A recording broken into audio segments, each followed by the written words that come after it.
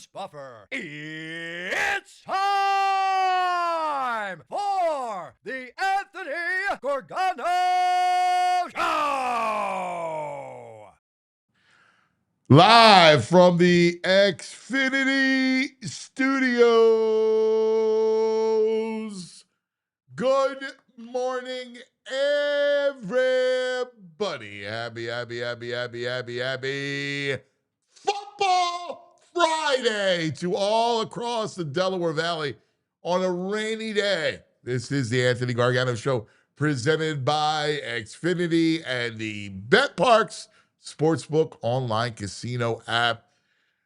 Wow, let's begin with last night because what we're going to talk about all day today, all across the Delaware Valley, at the water cooler, at the coffee station, we're going to be talking about, are the Eagles good enough to play with the NFC West? Particularly the two teams that played last night, Rams and Seahawks. First of all, what a freaking game. That game was the greatest. Like, the NFL is the best. Can I just tell you, I love football. I just love it. I love watching these games.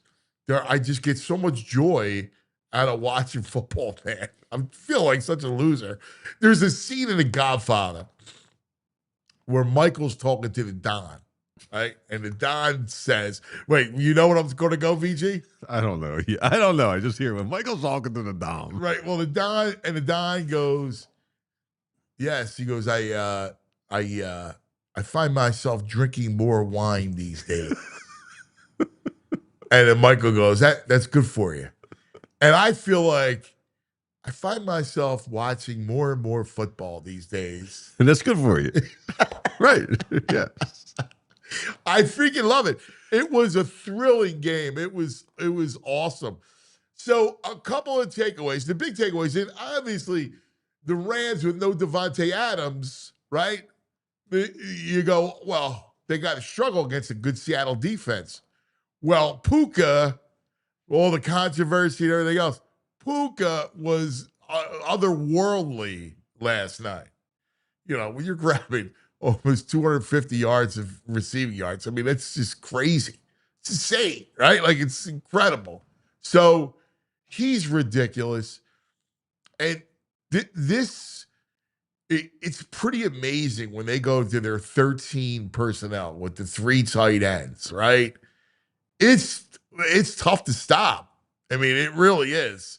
And they had a couple kids. That kid Mumford, he stepped up, and man, Stafford is just unbelievable. He took some shots. He took a rib shot that I wondered. I'm like, and I'm curious today if there's an MRI in his future, because he took an exposed rib shot that he winced. He was in the blue tent for a minute. And I wonder, because, you know, those ribs, just like Apollo, right? Apollo broke the rib, man. They're nasty. Those body shots. He took a nasty body shot. But the Rams, this is what's interesting. The Rams have now blown 2 huge leads. And there's a lot of talk in Los Angeles. Like, well, how good are they? They're 5-0 against the AFC, but they have lost 3 games to the 3 other division leaders in the NFC. Pretty interesting, right? Including blowing the 2 big leads. Blew one against the Eagles and blew one last night. Now they're up 16, and, you know, to me, it was like things conspire for that to happen. Almost like the Eagles game, right? I take it with a grain of salt. Like, teams move the ball up and down. Really, they have to be able to keep their foot on the pedal. I think that's their biggest issue, right? But they get a punt return. Shaheed returns the punt for a touchdown. So that added to it. Then they get that ridiculous, I never saw it. It's so amazing. When you watch enough football, I saw something I never saw before last night. in that 2-point conversion, right? They run the play where it's a flash pass to the outside. Well, he throws it, and obviously it's incomplete. The ball rolls, and a Seattle guy picks it up in the end zone. Everybody thinks it's incomplete. Then you realize that it's a backward lateral. And because the Seattle guy picked it up in the end zone, the conversion was good. Wild, right? So then they get the 2-point conversion, and then, like, what are the odds that they convert 3? Seattle does 2-point conversions, 3 of them. Crazy. It was thrilling. It was incredible football. Also, it's also why if I win the coin toss in overtime, I want the ball. I want the ball. This idea, I know what I need to know, like deferring. No, it only works in college football. College football works because you're guaranteed the second possession. But in the NFL, look what happened. They had to go for 2, or else it would have been a tie. Or the Rams would have had a shot to come down the field and kick a game-winning field goal. You got to take the ball in overtime. I don't understand what these coaches are thinking about. You got to here's what I'll tell you. You should score a touchdown. Right? Like, was there some great mystery that you want the ball second? You got to score a touchdown. That's it. Go score a touchdown. I know you stop them, then you can kick a field goal. Just go get the ball and go score a touchdown. That's what you need. Like, these dudes, they overthink. And what happens is it cost Seattle because they had to go for 2. If not, they can kick it. Like, whoever would have got it, you would have been able to go back and have the third possession. Or the Rams have to go for 2. I mean, and the Rams, because a tie would have benefited the Rams, they would have kicked the extra point, and Seattle would have gotten the second possession in overtime. It makes no sense to me. But there you have it. Can the Eagles, and this is the big story, can the Eagles beat either of those teams? Now, Darnold, it's unbelievable. He was this close to, you want to talk about being not the good goat. He was the bad goat, right? He was the Billy Goat last night. Again, horrible interceptions. Turns out, plays a great fourth quarter. But in that third quarter and early in the fourth, 2 horrible picks. He looked scared again. And he was getting booed. In fact, my buddy Boo texted me. He goes, listen, make sure you say on your show tomorrow that we're not the only ones booing our quarterback. That Darnold got booed vociferously last night. Can the Eagles beat either of those teams? Now, here's what I wonder. Because the short answer is, yeah, I mean, I think they can. But can the Eagles win a shootout with either of those teams? And I don't think they can win a shootout. They can't let the game get like that. I know the Ram game where they came back, that was kind of a shootout, but I wouldn't want to be in a game where you got to go up and down the field. I just want in that situation like last night, I don't want to be in that spot. I don't want a shootout. They really haven't had a lot of shootouts. You had the Ram game, and then you had the Super Bowl in 22. There hasn't been a ton of shootouts where they win, 38-35. So can they win? Yeah. Both those teams have some flaws, but it's going to be scary. It's a fascinating discussion as to how the Eagles stack up against those two teams. I'm not worried about the Packers. I'm not worried about the Niners. I'm not worried about Tampa. I mean, the Bears. I'm not worried about the Bears. Detroit a little bit because of the potential shootout. And this is why I don't even want a dome. We all this talk about domes this week. The Eagles have a pronounced home field advantage because in the cold, you don't see a lot of shootouts like that. So I kind of like it the way it is. Good morning, VG. Good morning. First of all, give me a dome any day of the week. I want Dome City. You know that. Can they win? Ew. Can they compete? That's it's such ew. Yeah, I know. Don't start off like that. It's going to Especially on a day like this, give me the dome. It's going to happen. Yes. Like, we're going to get a dome, Thank you, Mr. Lurie. but I hate it. Yeah, of course. I hate it. Hate course. everything about it. But as a fan of the team, like, you know what kind of advantage that brings for them, the elements, the weather. Why would you want to take that away from them? When you get a That's a team home like field LA, advantage. you get a team like Detroit, all of those I want guys to be are a big nice city, and comfy, Frazier. I want cozy big events here. in their I want big events come here. on. Dude, in the summer, you can have big I want events. the NCAA championship. I want the Super Bowl here. I want big events. Think big. Think big. That's the new Xfinity Arena. When they build that, you can have all that stuff. Watch the Bunch of Super Bowl. suits coming in town. A big deal. Let's Frig the Super Bowl. All right, let's get to the important Yeah, call it, matter at don't. hand. Can they beat? They cannot beat the Rams. I do not think. I am not a believer in the Seahawks at home. Yes, tough. Well, that's the point. I wanted Seahawks at home. Yes. I wanted the Rams to win. I think I texted you that. Yeah, we were texting last night. And you said, well, what do you care? Because I go, that's bad for us. I wanted the Rams to win the game. And you were like, why? And I said, well, I'd rather play L.A. in L.A. and Seattle here. Yeah, 100%. I don't want to play Seattle out there. I don't. I'm still not. I still think they beat Seattle. I'm not a Darnold fan, and I'm not a head. Play I don't well like their out head there. coach. Eagles never play well out there. Historically, they are bad against the It's like a different country. Seattle is Yeah. the Great Northwest. It's its own Tucanola. weird. Yeah, it's its own weird place. I don't want to go out there. I really don't. And I don't know how they respond out there. LA, I love. Ah, well, they own the Rams We and take make bad. over LA. Yeah.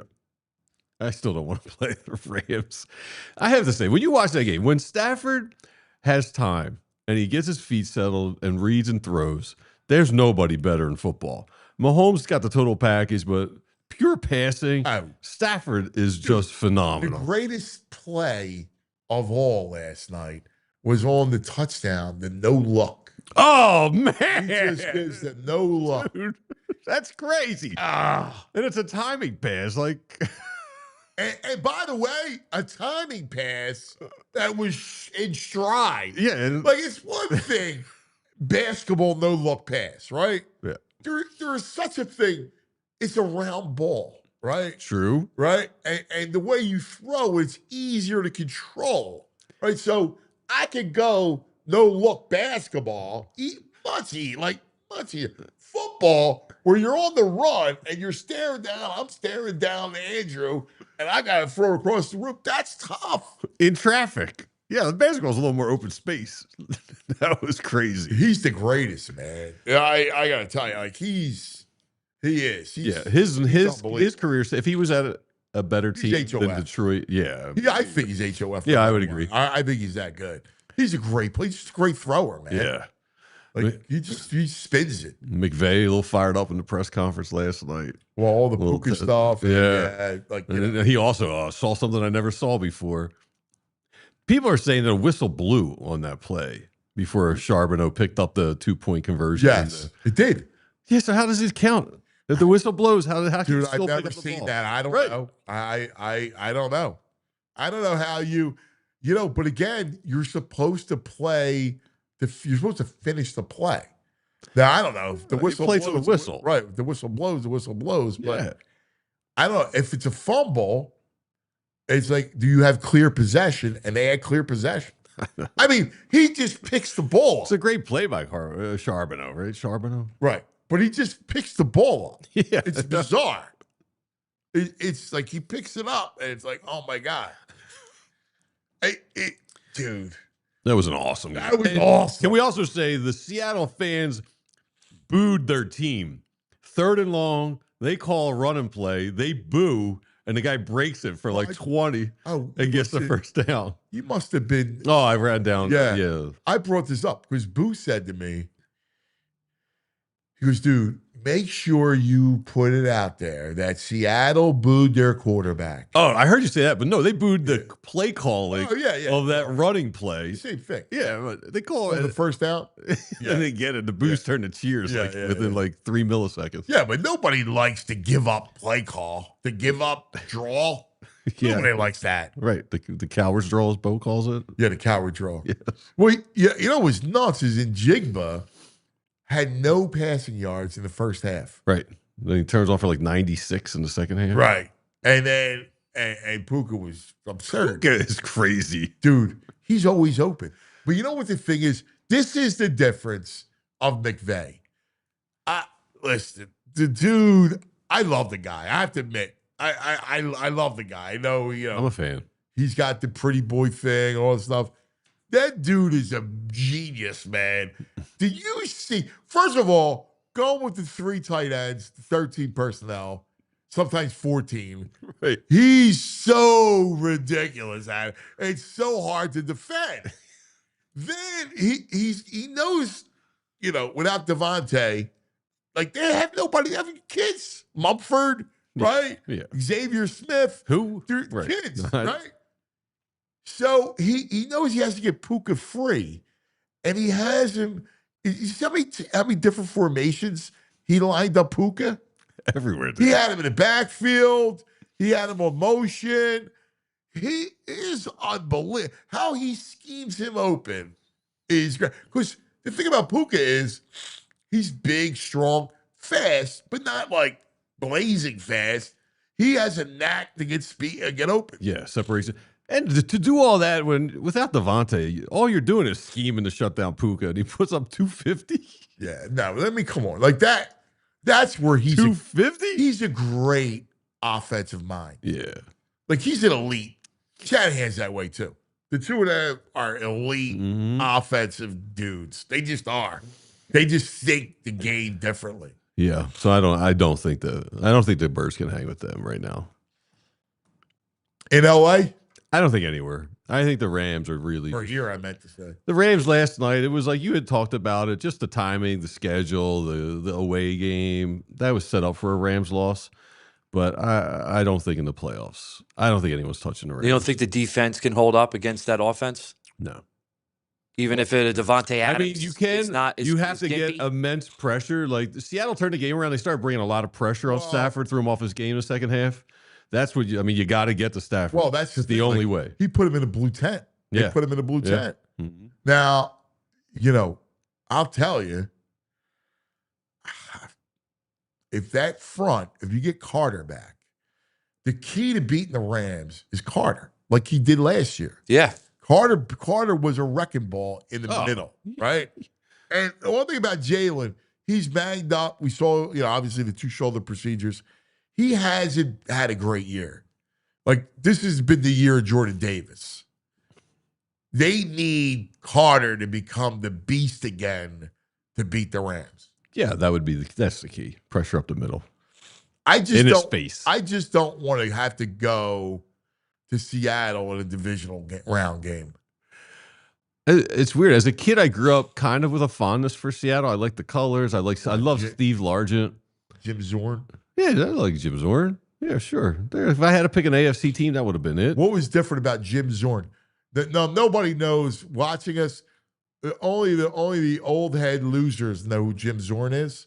What made him different as a quarterback? I don't know. Come on, bro. You're Mr. Seattle.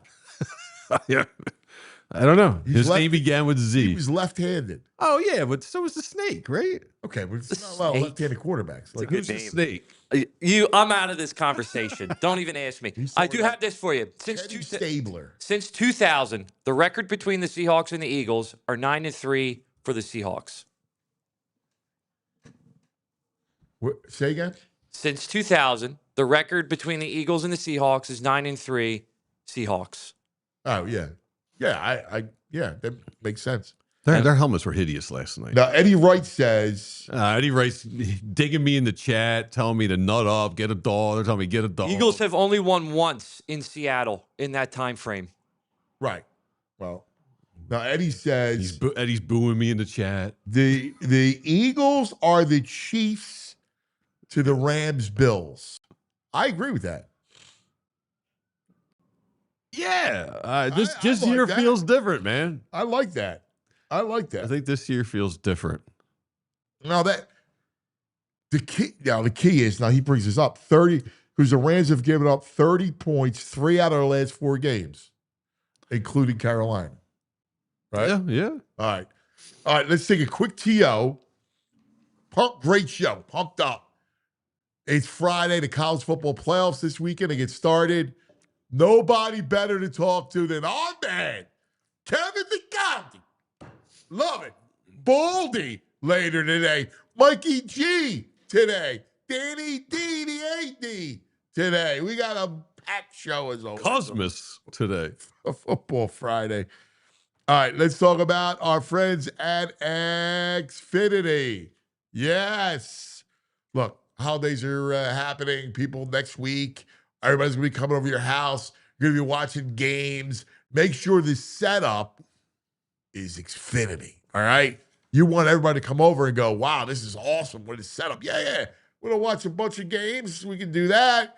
You got Xfinity's incredible picture and enhanced sound with 4K. Oh, my God. It feels like you're in the stadium. It really does. Like, the setup. You're a sports fan. Just do yourself a favor and get Xfinity. Don't be like VG. You don't want to do that, all right? Then you feel like you're fan-fished. All right, you get real-time notifications. You get stats on your screen. It's the best seat in the house every time. Next game day, make sure that big fan isn't a big fail. Learn more at Xfinity.com. Xfinity, imagine that. Restrictions apply. All right, now let's talk about Dick's Sporting Goods. We love Dick's Sporting Goods. I'm telling you, later on we're going to do the 12 Days of Cosmos, another great sports gift to give away. Oh, you're going to love it too. Listen, do yourself a favor. You're looking around for last-minute gifts. Just go to Dick's Sporting Goods, man.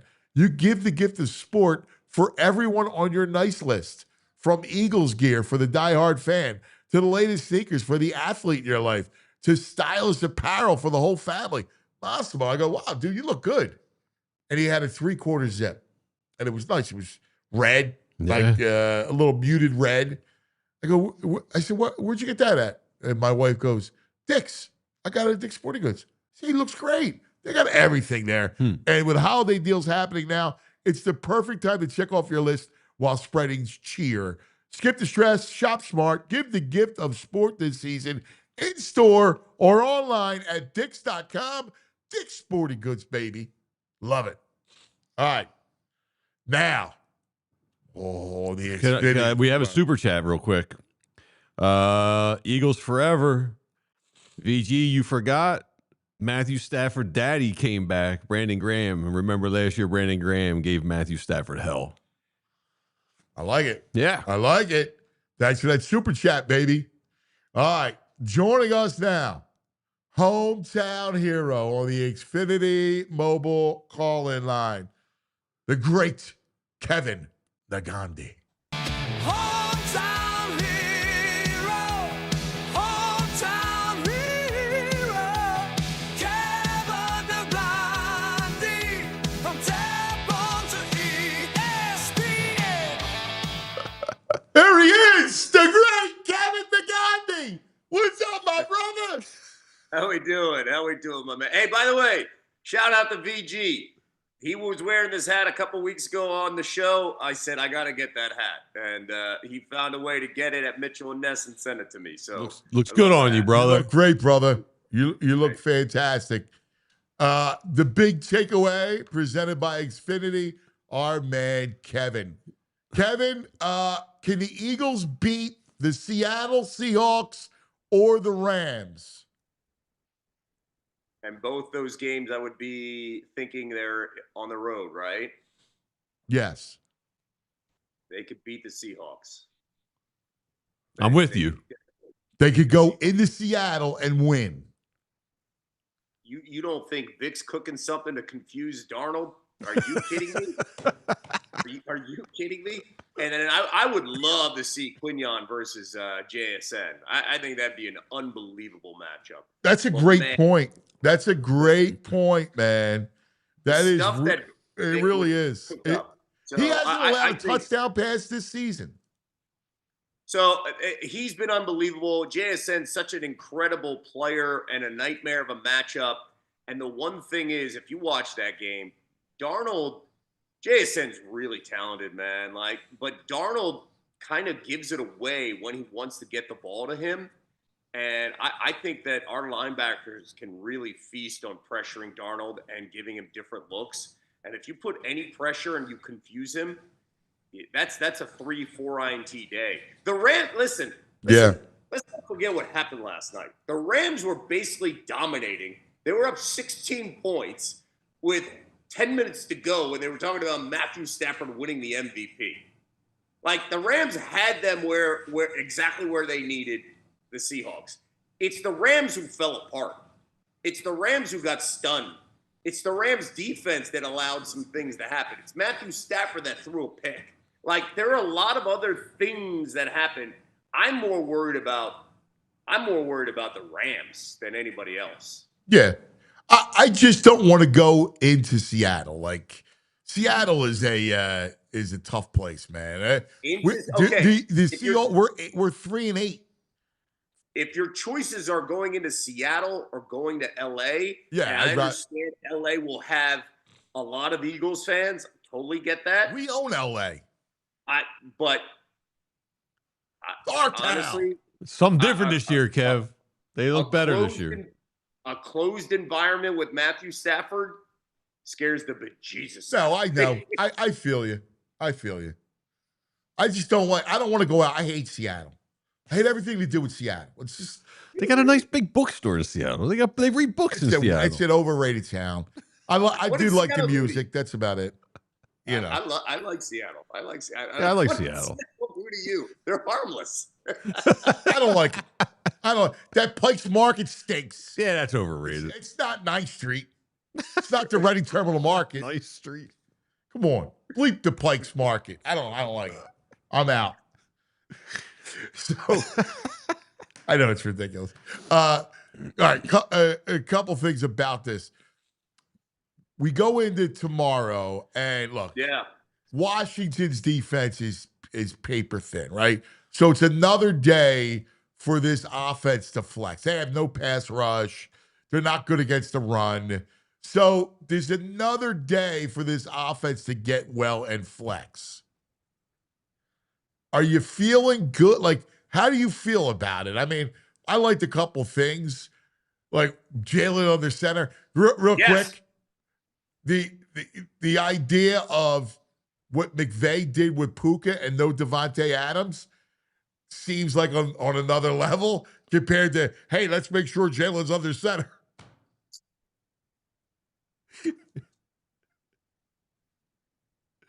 So what do you think? You're right. There are different levels to this whole thing. And that's why I don't want to go to LA. Yeah. I completely agree with you. Under center.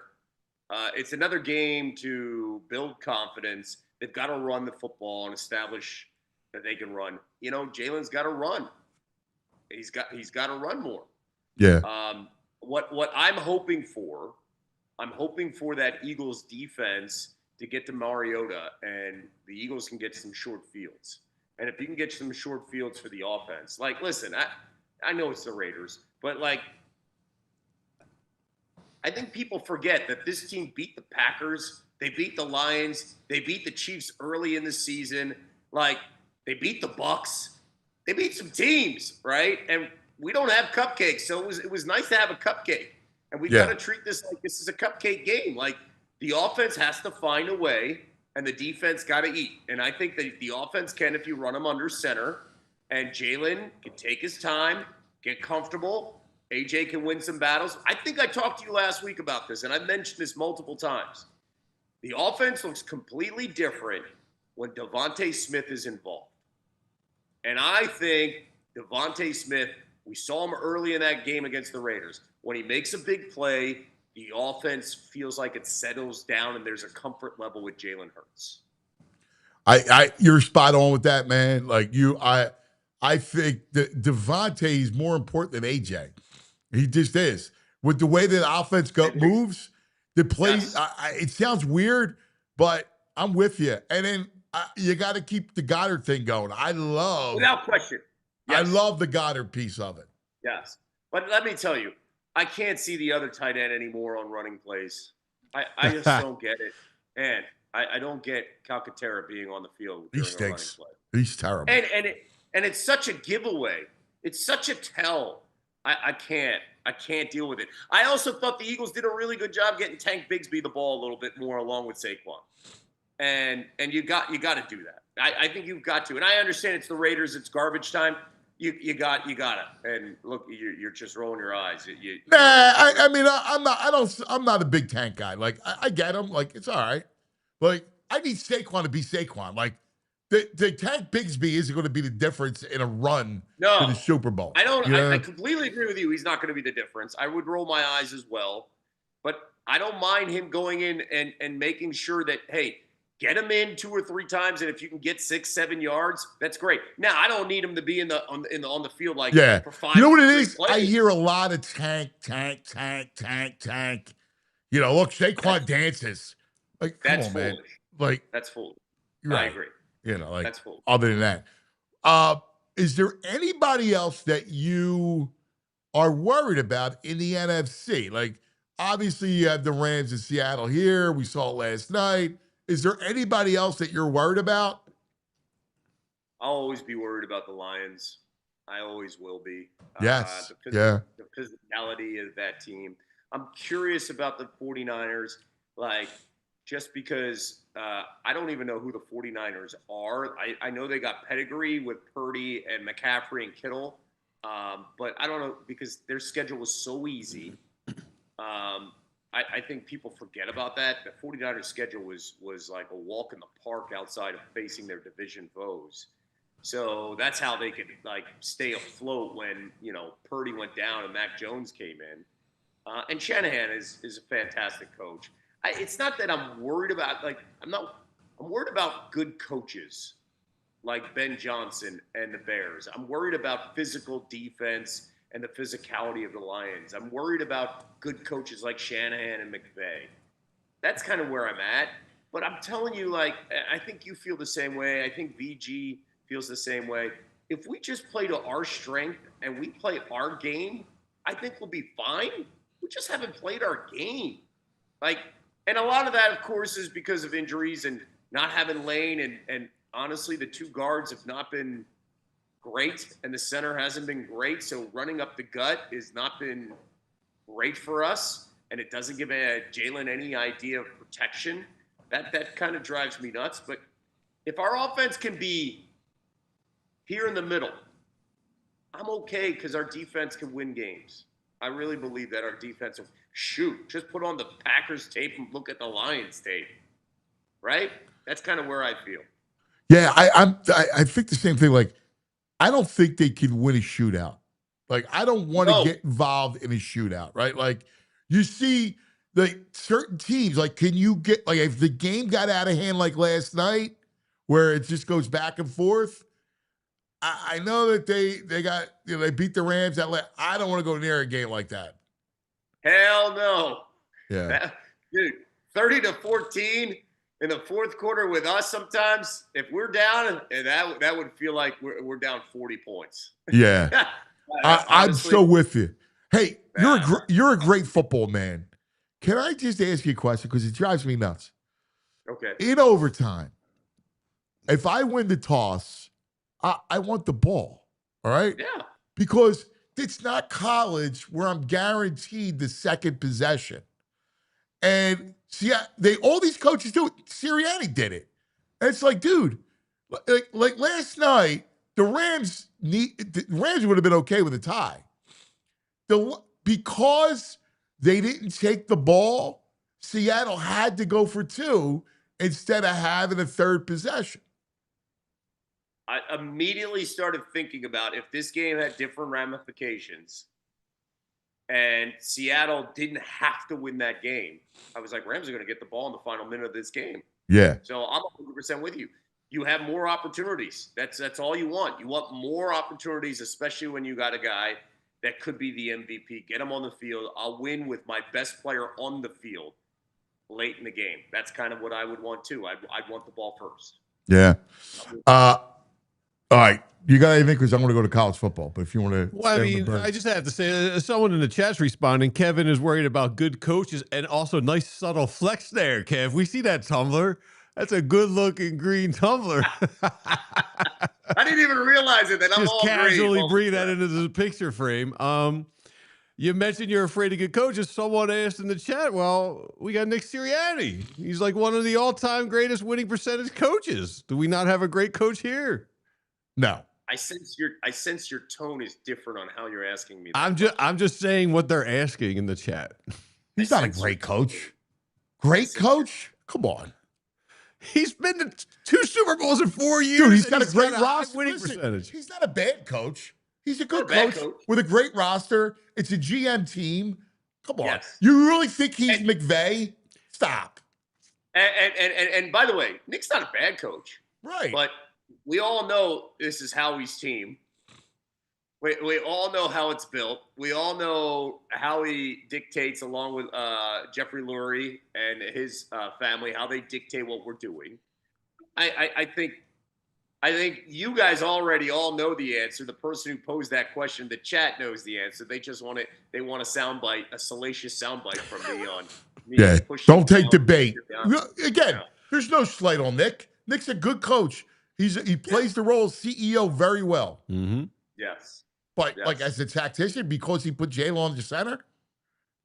By the way, he just wins. That's all. I mean, stop. Guy just We've wins. been calling for weeks. I'm going to use facts here. I'm going to use history and facts. Do you think at any point Sean McVay, Kyle Shanahan, and Ben Johnson, 3 offensive minds, do you think at any point this season they would have been in the situation where Nick was answering questions on, we've got to figure it out. I've got to figure it out. I've got to figure the offense out. Do you think any of those 3 guys would be in that situation? Great answer. Are you saying they have identities before week 15? Like what? No, it's a great answer. Like a Super Bowl? It is. It's a great answer. All right. I can't wait, dude. I'm so excited. This is a huge weekend. Man, we got it started. Hey, I got to tell you real quick. I'm on the phone last night with Ron Shelton, who I'm working the project with, who wrote Bull Durham and the whole thing. So I told you we're doing this college football show. So he says to me, he goes, there's a scene where the quarterback, our kid, like he's Arm God, the quarterback, right? From Hawaii. Where's he going to go? And so he has this, there's a scene where we have to go. He goes, give me a college football expert. I said, I already gave you it. I said, we're going to cut to Sports Center and we're going to cut to Kevin Negandhi. And Kevin's going to say, I'm hearing he's going to Southern Cal, man. That's what I'm hearing. And he goes, all right, how you spell Negandhi? Neghandi. All right? You spelled it wrong. No. Well, I had it right actually when I did, but but off the top of my head, I thought I had it right when I did. But I had you like, we got to write him in. So you're now in the script. I love it. And thank you. I can't wait, man. I can't wait. So what do you think about tonight? I think tonight's going to be really interesting because of a couple things. Both teams cannot run the football, which is stunning when you're talking about the historical background of Oklahoma and Alabama. Neither one can run, right? To me, this is a Ty Simpson game versus Oklahoma's defensive front. Oklahoma's defensive front is unbelievable, and they attack the quarterback. Venables has those boys cooking. So the question is, where's Ty Simpson? Because he's looked awful the last month. Where is he confidence-wise? Can Jeremy Bernard, who's been very consistent, make a play or two? Can Ryan Williams actually catch? because Ryan Williams has like. Dude, what happened to him? Like, it was I don't know. Ryan Williams and Jeremiah Smith. Like, they were in the same sentence. And now they're not in the same story. And at one point, we were watching Ryan Williams in the SEC championship game, and we were like, does he need to get his eyes checked? Because he is not, like, the ball is constantly bouncing off his chest, and he's not using his hands. Stunned by that. As for John Mateer, like, John Mateer was a Heisman dark horse the first month of the season. Like, God, that guy was really good. And then he gets the injury. The injury's no longer bugging him. It's confidence, man. You could tell that he's not confident. So I'm curious about the layoff for Mateer, that environment. What does Alabama look like coming off that embarrassing loss 2 weeks ago? And I'll add one other thing. Kalen DeBoer really struggles on the road. Ooh. Really struggles on the road. Ooh, Keep that in yeah. mind. I say all of that, and it's an interesting line that VG, I'm sure, is like, what? Early in the week, Bama was favored by 1.5. Then all the Oklahoma money came in on Wednesday, and now Oklahoma's favored. I would take Bama in the points. Yeah, yeah. It's got to be a low scoring game, no? I mean, I can't imagine this thing getting out of hand. I agree, totally agree. And Oklahoma's got a secret weapon. Their kicker, man, like he can hit the snot out of a football. So I think I say all this stuff about me liking Alabama, but Oklahoma could win on a kick late in the game because that kicker he's a secret weapon. What did you make of the first? What are your takeaways from the first game between the two? Because Alabama really dominated it. They did. I cannot believe Jam Miller's a pretty good back. I cannot believe this team cannot run. I just can't believe it. The turnovers played a huge role in that game as well. Bama had 3. So Oklahoma's Isaiah Satania, the wide receiver, if he gets the ball in space, he's a home run hitter every time he touches the football. So I will be most curious about the creativity that we're going to see from Ryan Grubb and Kalen DeBoer in this offense for Alabama to be creative down the road, like calling a random play, a trick play when no one's expecting it because of how aggressive the Oklahoma defense plays most of the game. Yeah, I like that. I can totally see that. Is there any matchup that you go, all right, because Simpson's going to have to throw it? What do you think about that secondary, the Oklahoma secondary? I actually think that what Oklahoma's defense has to do is their front seven's just got to apply a ton of pressure on Simpson, man, like a ton of pressure. And Simpson has to run a little bit. Or do you find some dump passes to Bernard? Bernard's one of those guys, the Swiss Army knife, right? Yeah. He can literally take the short pass and turn it into something really big. They just got to get him involved. He was barely involved in that first half against Georgia. And you're like sitting there and you're like, what are we doing? Yeah. That's Kirby, man. Kirby's like, I'll take away that one guy the same way kind of he got from Saban, who got it from Belichick. We'll take away your best player. How are you going to beat us? Yeah. Right? So I'll be kind of curious if Bernard gets the ball in open space early in this game. But I like Bama. I feel like I'm not crazy about the pick. And I feel like as that game goes on, the pressure and the conversation will continue to build if Kalen DeBoer doesn't win that game, because those Michigan rumors aren't going away. Wow. I'm going Sooners. You're reading my mind, Kev. I watched this line today, the line movement this week. Only 34% of the actions on the Sooners, and money went their way, or the points went their way. So I'm following the Sharps. Give me Sooners. See? Hey, VG knows. Tomorrow. First game. Tomorrow. So this is great. Like, I'm going to get like 2 days of you. I love it. I love it. A&M Miami. I love this game. You won't get me tonight. I'm off tonight. I am off. You won't get me tonight because we've got the SEC. Our company likes to go on site, and the SEC network's already there because they have 2 SEC teams. So they're doing the halftime, and then tomorrow game day's doing the noon with A&M. You'll get Boog and me for the 2 TNT games. You'll get me for the 2 the two schools, the group of 5 schools. Boo! So, I want you. I want you in all 4 games, dude. I appreciate you. You and Boog are the greatest. Yeah, well, Boog's coming to the house tonight, and yesterday was his birthday, and we're going to watch the game here. Me and my producer. Oh, that's awesome. It'll be good. Yeah. All right, A&M Miami. This game. A lot of Canes love. I'm on the Aggies. I'm on the Aggies because they win on 3 levels. I'm on the Aggies because I don't trust Carson Beck, even though Carson Beck's a different player in the last month. I'm on the Aggies just because I don't trust Mario Cristobal in a big game. I cannot wait to see Miami's front because they've got Mesidor, they've got Bain. I cannot wait to see how A&M responds to those 2 guys on the edge. And I want to watch Malachi Toney, the true freshman at Miami. That kid's a special. Yeah, he's a great player. Get him in the ball, the open space. And then, honestly, like, A&M is really, really sound on offense, defense, and special teams, no matter what. And Marcel Reed is a really, really good quarterback, man. So I'm kind of curious. He doesn't get any love. No love.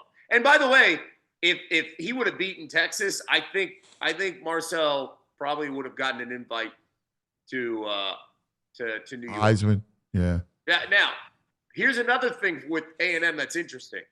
We haven't seen them play in 3 weeks, and the last time we saw them play, they lost to Texas. Yeah.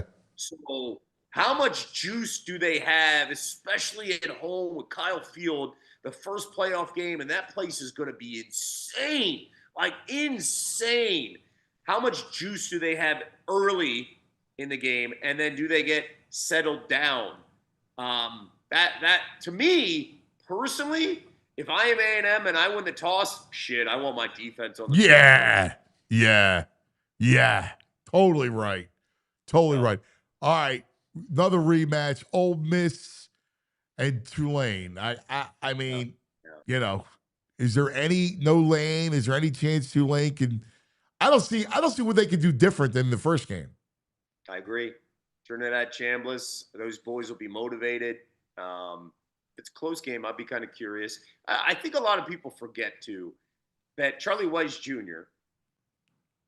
is the play caller, not Lane. Like, Weiss was calling the plays. Weiss is the one that discovered Trinidad Chambliss. So for him to go back was critical for Ole Miss during this playoff run. It's not going to be like a 30 or 40-point blowout the first time they met. But I'd be surprised if it's a 15-point game. Yeah, I keep thinking the same thing. Like, what do you do differently? Like, how do you stop them? I just don't think they can stop them. I don't. I agree. I agree. I just don't think they can stop them. And Trinidad, man. By the way, I've ever tell you the Trinidad story here at Temple? No. This is how I know Casey Keeler and his team and his staff know what they're doing. So this spring, I got a call from Temple football. Hey, listen, we're tracking a kid from Ferris State to quarterback. His name's Trinidad Chambliss. I knew Trinidad just because my researcher on ABC went to Ferris State. So he loves the football team. And, so like, he's like, can you get on the phone with Trinidad tomorrow? Got it. And I just landed in Fort Myers. This was like early April. And I was on vacation with the kids. So I called my boy, get some information. And I'm about to call Trinidad the next day. And I get a call in the morning. They're like, Trinidad's going to Ole Miss. I was like, what? And they're like, yeah, he was a lock to come to Temple. All we wanted to do was you get the chance to talk to him. And I said, why would he go to Ole Miss? And they're like, it was a late night last night. They called him. And I said, why would he go to Ole Miss to be the backup? And I was like, well, SEC. Because Austin Simmons was the quarterback. He was the guy that waited last year behind Jackson Clark. And clearly, they landed on a gold mine there on how talented. I mean, it just shows you that, you can be discovered anywhere. And it shows you that Casey Keeler and his Temple, staff coming in, they can understand where talent is and that they were on to one, man. That kid could have came to North Broad, man. My buddy Boo says JMU will at least cover and maybe give Oregon a sweat. Wow. Was it Who live knows with college 21? football? I don't. Yeah. I don't say it, but what do you think? So this is the only way JMU could keep their defense is really freaking good. Their defense is really good. The problem is Oregon's so damn fast, man. So it's hard to simulate when Oregon gets on the field. It's hard to simulate Sadiq, who is the best tight end. Shoot, man. I don't know where the Eagles are drafting, but, man, I would consider going after Sadiq in the draft because that tight end is darn special. So I think Dante Moore is really special. And if Dante Moore entered the draft, Dante Moore would probably go ahead of, depends on who's drafting, Fernando Mendoza. That's how good Dante Moore's how high his ceiling is. So, I mean, what's the line? 20 and a half, 21 last time I checked, right? Yeah. In the ballpark? Yeah. I think they'll keep it entertaining, but in the end, I think Oregon wins by 3 touchdowns. Yeah, I would agree. By the way, hot off the presses, per Ken Rosenthal, Phillies traded Matt Strahm to the Royals for right-handed reliever Jonathan Bolin. Feels like a cash dump. It is a cash dump. Yeah. They went and they signed Keller. Yep. You knew that they were going to move Strahm, and they had the extra left-hander Alvarado back. Mm-hmm. So that's a total salary dump. What do you think of the Phillies? It's so weird to say. Salary dump by the Phillies. It's just so weird to say. I know. I don't know, man. Like, with the announcement of, Garcia was great. I think Garcia defensively will be, his numbers offensively, it's Nick again. And if he can get hot, he can get hot. But defensively, I'm hoping in this ballpark with this lineup around them, right? Like, you're going to have Schwarber and Harper. Like, I don't understand how we can't figure out this outfield. Like, another freaking platoon with Marsh. I try to find a way to get Bader. It just drives me nuts that they're okay with a platoon. Crawford, it's amazing. You're going to pencil in Crawford as your guy when we could have given him an opportunity to just see a little bit of what he could do in September, just to give him a taste. I don't know, man. They got to still figure out third base. They got to figure out if they're going to bring back JT. It feels like they are. They're going to wind up bringing back daycare again. Marsh, Stott, Bohm. I don't see it. I don't see them moving. Right? I don't know. There's no celebration on my end about. Now I'm glad that they brought Schwarber back, but there's no celebration on. Oh, this is a great offseason. Right. You know where I'm at right now. I'm like, let's just focus on the Eagles. Let's just focus on VJ Edgecombe and Maxey, and we get some good nights from Paul George and Joel can play. I'll come back and look at April, and if the lineup's this similar, I'm just gonna be like, all right, let's see what happens. There's no like, oh yeah, none of that. Yeah. I'm curious to see Crawford. I'm curious to see Painter.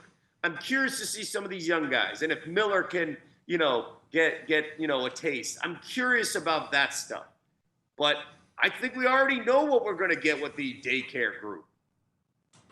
Daycare's cashing Social Security checks.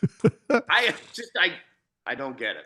There's a point on social media. The Phillies won 96 games. They won the division by 13 games. I mean, are we asking too much for them to kind of blow it up a little bit? I mean, other than finding a cleanup hitter, which Garcia could be a cleanup hitter. I mean, that seemed to be the glowing hole in the lineup, but are we out of control asking for drastic change after they won 96 games in the division by 13? That's a fair question, but that doesn't mean you're going to win 96 again with the same group. That doesn't mean you're going to have the Mets wear them collapse the way they did. That doesn't mean you're going to have the Braves dealing with all their injuries. So winning 96 games is amazing. We took advantage of. Without Zach Wheeler? for half the season. Yeah, I Well, agree. I wasn't half, dude. But It like was Christopher August. Sanchez was out of his mind. I'm It playing does devil's not advocate, mean dude. it does not mean that we're not going to have to deal with the Braves. It does not mean we're not going to have to deal with the Mets. Like, running it back is not – guys, we ran it back before, and it has done nothing. It actually, every single year, it just we're regressing to where we were in 2022. Yeah, I would be fine if they just replaced one of those three dudes. Like Bohm or Marsh. I'm good with Stott, but Bohm or Marsh has to be replaced. I agree. With a full-time guy. Yes. I Yep. can't see it. I can't see another rotation. I I cannot see Marsh or Bohm batting 5, 6, 7 in this lineup. I just can't do it. They're either a quarter outfielder or a corner infielder, and they have no power. Yeah. Either one of them. No. None. No.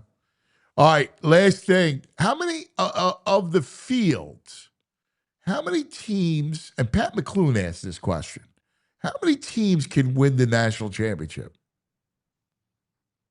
Wow, that's a good one. All right, I think there's 5 or 6. Okay, and here's Georgia's at the top. I just finished my bracket. I had Georgia beating Texas. Yeah.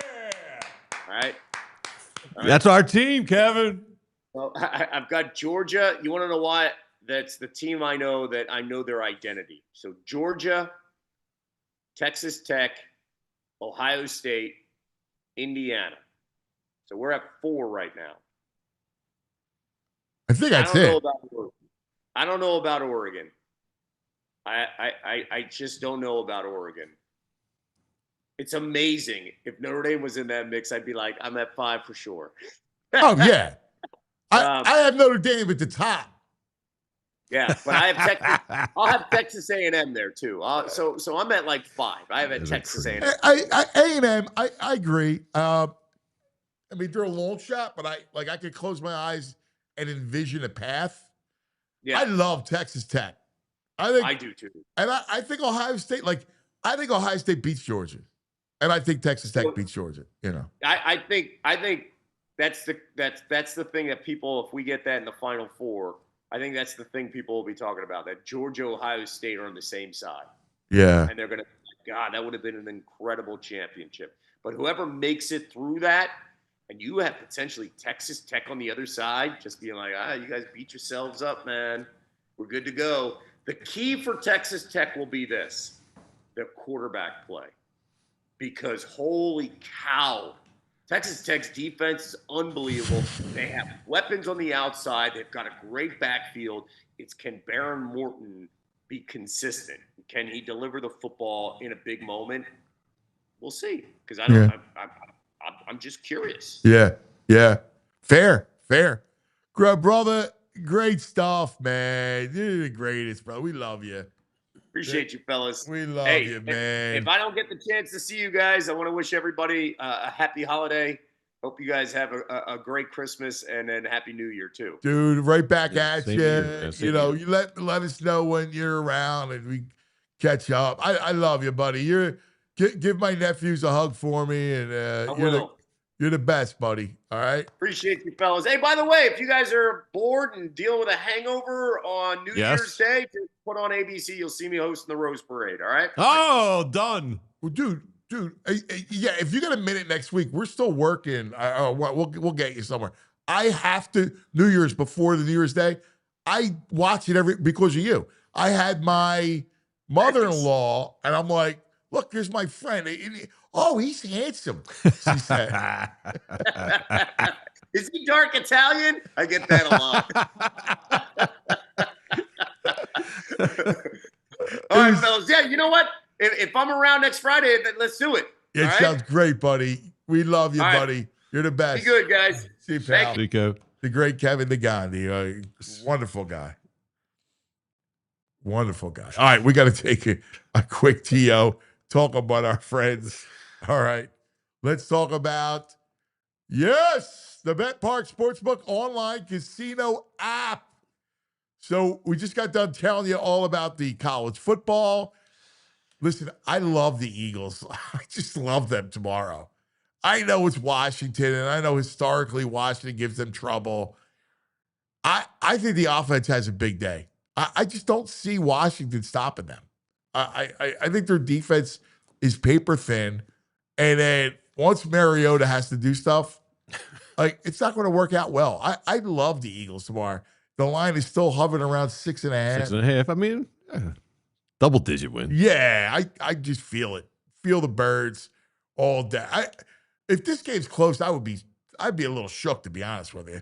I think they roll. So check out all the football this weekend on the BetPark Sportsbook online casino app. And by the way, 2 hours, they're going to do something called Double the Spread. So check it out. BetParks.com. There's all the details. Got to be in PA, New Jersey, Maryland. If you have a gambling problem, please call 1-800-GAMBLER. You got to be 21. The BetPark Sportsbook online casino app. All right, sports fans, it's the season of gifting. And if you're looking for something truly unforgettable this year, I got the perfect idea for you. You got to check out the incredible work from Philadelphia sports artist Jordan Spector over at SpectorSportsArt.com. I personally got one of Jordan's pieces, and trust me, man, they're not just posters you hang on the wall. They're like museum-level artworks of the greatest moments and icons in Philly sports history. His collections come in prints, canvases, and even athlete partner trading cards. And get this, one of the newest cards actually includes a piece of Brandon Graham's real game-worn jersey from that matchup in New Orleans, remember, against the Chiefs, and it doesn't get more authentic than that. Actual game-worn jersey pieces. If you got a diehard sports fan in your life, or if you just want to treat yourself, or it's the kind of gift you'll talk about forever. So head over right now, SpectorSportsArt.com. That's SpectorSportsArt.com, and grab something epic for the Philly fan in your life. How about it? How about it? All right. We continue this incredible football talk. I love this time of the year. Holidays, football, it's the greatest. Joining us on the Xfinity mobile call-in line. Wow. He does an awesome job. Insider. You know, we have the best looking guests because he looks great on his broadcast. And Negandhi looks great. Yeah. You kidding me? Tony Parker. Tony Parker's a handsome fella. It's Mikey fashionable. G, the great Mike Garafolo from the NFL Network. Football writer who loves his flyers, South Philly to Jersey. He's the NFL's mighty. Mikey, we don't see you. Yeah, I know. What's going on? Hold on. Put your camera up. There you go. I know. I'm trying to do it, but too many people are telling me to open the camera. I'll do it. Hold on 1 second. Sorry, I'm back. There we go. How many people are telling them? Who's telling You you? got Me? voices in your voices. I'm in his trying to head. hit the button, and it says the host is asking you to. I'm trying, but I got to get rid of the alert to do it. So there we go. All right. You all right, Tony? Yeah, I don't look great today. I'm in my daughter's room here because my wife has got the other room. We're still in this apartment. Don't feel bad. Renovation's almost done. It's the lazy rainy day. Oh, you guys are like, look how handsome he is, and here I am in some like faded yellow light with a nothing hoodie Dude, on. I haven't done my hair. on. I mean, you know, it's a rainy day. I had a sweatshirt on. I had to take it off. I was hot. He's doing wardrobe changes here during the show. I just took my sweatshirt. I had a hoodie on. You know what? I'm like, kind I of gotta hot take it myself. off. Hold on. There you go. Yeah. You tee me up. All right, let's start with last night. First of all, I never saw a 2-point conversion like that last night. That was wild. That thing. Yep. What a game. The NFL's the best. Yeah. I mean, I don't think that Rams fans or folks that sided with the Rams last night feel that way. I've had a lot of the conspiracy theorists already. Everything's a conspiracy, right? It was a backward pass. Charbonnet picked it up. I don't even think that Charbonnet realized, like, let me pick up the ball. He just picked the ball up. He didn't. He just picked the ball up. Picked it up. He picked the ball. Yeah. But you know what's happening today in practices and walkthroughs around the country. Coaches reminded everybody, pick the football up. You never know. I covered the Giants. This is the first time I ever really saw it. I was covering the Giants back in 2007 with Spags, and the Giants defenders had a scoop and score, right? 5-yard pass down the field, over the middle, balls drop, scoop and score, scoop it. They would pick the ball up, and they'd take it, and they'd run back the other way because you just never knew. Yeah. And in that case last night, you never knew. And it was, I thought Terry McAuley and Amazon did a great job identifying immediately. Now I know they're in communication with the league. I think the league did a great job of stopping it right there and be like, hey, that may have been a backwards pass, because it didn't even consider it. I watched it. And I was like, oh, okay, incomplete pass. I didn't even think about it. That might be Yeah. backward. Yeah. Yeah. It's incredible. Yeah, So it was. I know the league catches a lot of flack for this officiating stuff, but that's a good job of identifying it and make sure right away they were on it. Yeah, I agree. Can the Eagles beat either of those two teams in the playoffs? Can they? Sure. Would they? Right, likelihood. I mean, they beat the Rams at home early in the season, right? So you want to sit there and say, if they come back into their house. Now, if they go to Seattle, but it's weird. Like, the Rams still scare me more, right? I know. Yeah, because of the quarterback. See, Darnold because is of the still quarterback. Darnold. He's still a couple horrible throws. He made mistakes. Yeah, he made mistakes. And I honestly, I thought the Rams 4-minute offense, like Sean McVay's got to be, coaches love 4-minute offense. Yeah. That's got to be driving him nuts today. Yeah. That they down the stretch couldn't put that one away. Two, three and outs. And you got physical runners. Your offensive line was winning all night long, especially up the middle, and then you couldn't get it done. That is super frustrating for him. Interesting he went to Corum and not Kyron. Yeah, but Corum's been good too. I don't. They're both, and they like the way that both of these guys sort of are able to. I know they like the tandem, but I trust Kyron more than I do Corum, and especially inside between. He's shifty inside between the tackles. Like, he'll worm for 4 yards. Well, you got to remember, Kyron, and I talked about this a bunch last year because he really turned it up. Kyron wasn't considered a physical runner coming out of college at all. And he's shown the ability to do that, move piles and move guys. So I'm a huge Kyron fan. So you're not going to get an argument from me, but I don't. They look at these guys as 1 and 1A. I mean, I talked to Sean about that earlier this year, and he just loves the way that both of these guys are in the backfield and complement each other and can do the same stuff. So of all the things last night, I don't hate that one. I mean, the game was wild. I mean, the punt return kind of turns up the momentum, and then you could just see the field tip. That's what analytics will never capture, is when the field tips. Like, I knew the minute Shaheed had that punt return, like, this was going to be a down to the wire game. You can see it. Yeah. And when they made that trade for him, immediately the vertical threat in the offense, which is a big part of it, right? They wanted to add that. But I remember talking to people, and they were like, don't discount how much this guy's going to mean to us on special teams. And really from a kick return standpoint, because the kick return, the Eagles tried it with Tank Bigsby with that trade early in the season. They saw the importance of it. It didn't work out, but not the way that they had in mind. But the importance of the kick return and how much of a factor it was. So the Seahawks bringing him in and to get the punt return on top of it last night, super impressive. And that's a great job of these guys in the middle of the season saying, we didn't need a receiver, but we're going to go out and strengthen because Cooper Kupp is done. I hate to say it, but like, he's just not. They paid him way too much money. But that's okay. When you've got a JSN on a rookie deal, he's phenomenal. Eventually, they're going to have to pay him a ton of money. So they're really good. They're really good in a lot of ways. I just, if I have my druthers, see, the problem is when you say, who would you rather face, or can they beat these teams? Are we going to Seattle, or is Seattle coming to us? The Rams, it's sort of, no matter where you're playing them, I'm worried about them. But if you're playing Seattle at home versus going there, it's a different story, because they've been really trying to establish that home field advantage. Again, they've been doing a good job of it. Yeah, McVay scares me. Like, McVay's so good. He's just like, you have no Devontae Adams, and he goes, the whole world bracket Puka, the whole thing. And Puka goes for 250. He's a great player, but he also schemed him open. Like, he had him in the backfield. He had him all over. Motion. McVay's just another level. Yeah, he had him late in the game. He had him out wide, and he motioned him toward the sideline. So he created more space right before the snap that way. And all of a sudden he hit him on I think it was a quick slant or something like that. But that gave him the room to do it just with that motion moving out there that way. So, yeah, I mean, that's what great coaches do.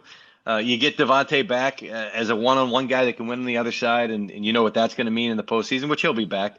I love watching, because we report on stuff so much, and a lot of times we'll get frustrated as reporters where it's like, hey, remember that thing we talked about for 2 weeks in training camp, and it finally happened, whether it was a trade or a holdout, and then like whatever it is has no impact. I love when stuff that we talk about. So the Devontae Adams and how they saw him and what he was going to mean to that offense. You've seen that impact. Rashid Shaheed last night. I love when it comes to fruition and just like sort of validates like, oh, that was worth spending time on and talking about and reporting on. Yeah, I feel you. So where are we at with the Birds? Like, what are you hearing? First of all, injury-wise, looks like there's going to be no Lane or Jalen tomorrow. Yeah, both through that. What do you think? If they win tomorrow, clinch it, you're kind of locked into the 3 seed. What's their plan? Like, I would rest against Buffalo, like some of those guys, the offensive linemen, and I then would play kind week of come 18? back and play a half against Washington in the end. The only reason I wouldn't is the second time I'm going to invoke the 2007 Giants. A little bit of a litmus test confidence of there's a Super Bowl contender and we beat them, right? I think they need that right now, because if you right now you're coming down the stretch, you're beating the Raiders, you're beating the Commanders. These aren't teams you're going to see in the postseason. I can already tell by where your hat is on your head right now that you don't agree with me, which is fine. I get the look on your face, but I've seen it in action. I've seen that confidence be built for a team that needs it right now. But that's great. What's your counterpoint? Yeah, but that was a completely different situation. I mean, it was Tom Coughlin. They were unbeaten Patriots. The whole thing, like. I'm on my phone, so I don't have my laptop, so I can't. I left the laptop. Usually, I can look up some. Who's the last playoff team the Eagles have beaten? Help me out. Bring me back. Go through the schedule. I mean, they've beaten this year. You beat the. No. I know they have. What's the last one? Give me a date. Pre-Thanksgiving had to be, right? Because they lost 3 in a row. Detroit. They beat the Lions. They beat the Green Bay. What was the date on that game? It was early November. I mean, second week of November. It's a long time from then to January, and you haven't beaten a playoff team. They lost 3 in a row. That's what I'm saying. They got a chance to play somebody. That's my argument. By the way, here's my fear, is that you lose the Buffalo. Somebody gets hurt. Buffalo. Yes, okay. All right, great. I'm ready for that. I was ready for that. The Giants lost their starting center in that game that I'm talking about, that allegedly. I understand that was an undefeated team, and they were also trying to preserve history. I understand all that. Dude, I'm just saying, and by the way, this team needs something right now.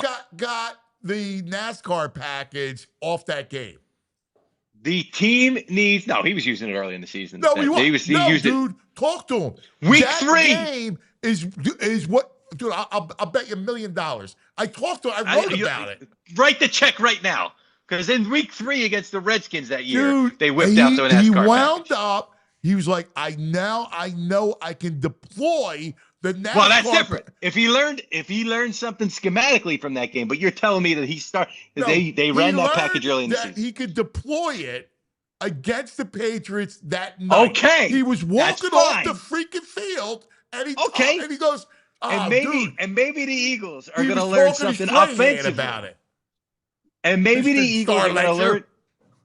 And maybe the week 3, they go to Washington. They win the game. They had a stand at the end of the game, a goal line stand. Jason Campbell was the quarterback. It was a terrible team, but it allowed them to have the confidence. But that was the game where we saw the 4 edge rushers together on the field for the first time. Anyway, we're getting sidetracked.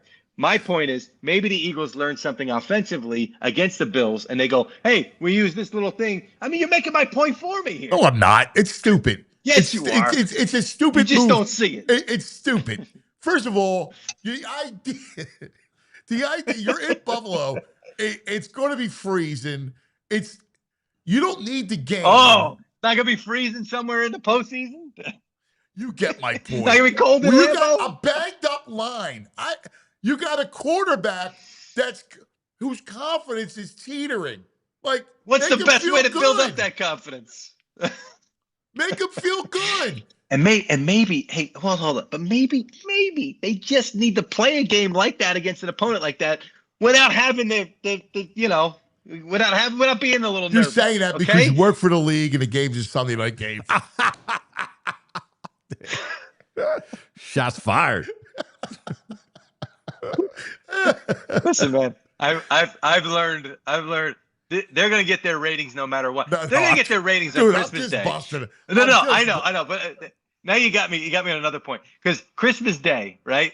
I last week, all 3 Christmas Day games threw up on themselves. Okay, Mahomes tears his ACL. The Lions lose, and they may be out of it if they lose this week, which I don't know that they will. I'm just saying. And then what the hell's the third game? I don't even know what the Cowboys lost, so they're basically going to potentially be eliminated, and they're still going to get ratings for all 3 of those games. I know, it's amazing. All 3 of those games stink. They do. It's crazy, but you're right. And you're going to watch it. The NBA has no shot. None. No shot. I got to be honest. I don't remember as a kid the NBA on Christmas being a big thing. Where was I?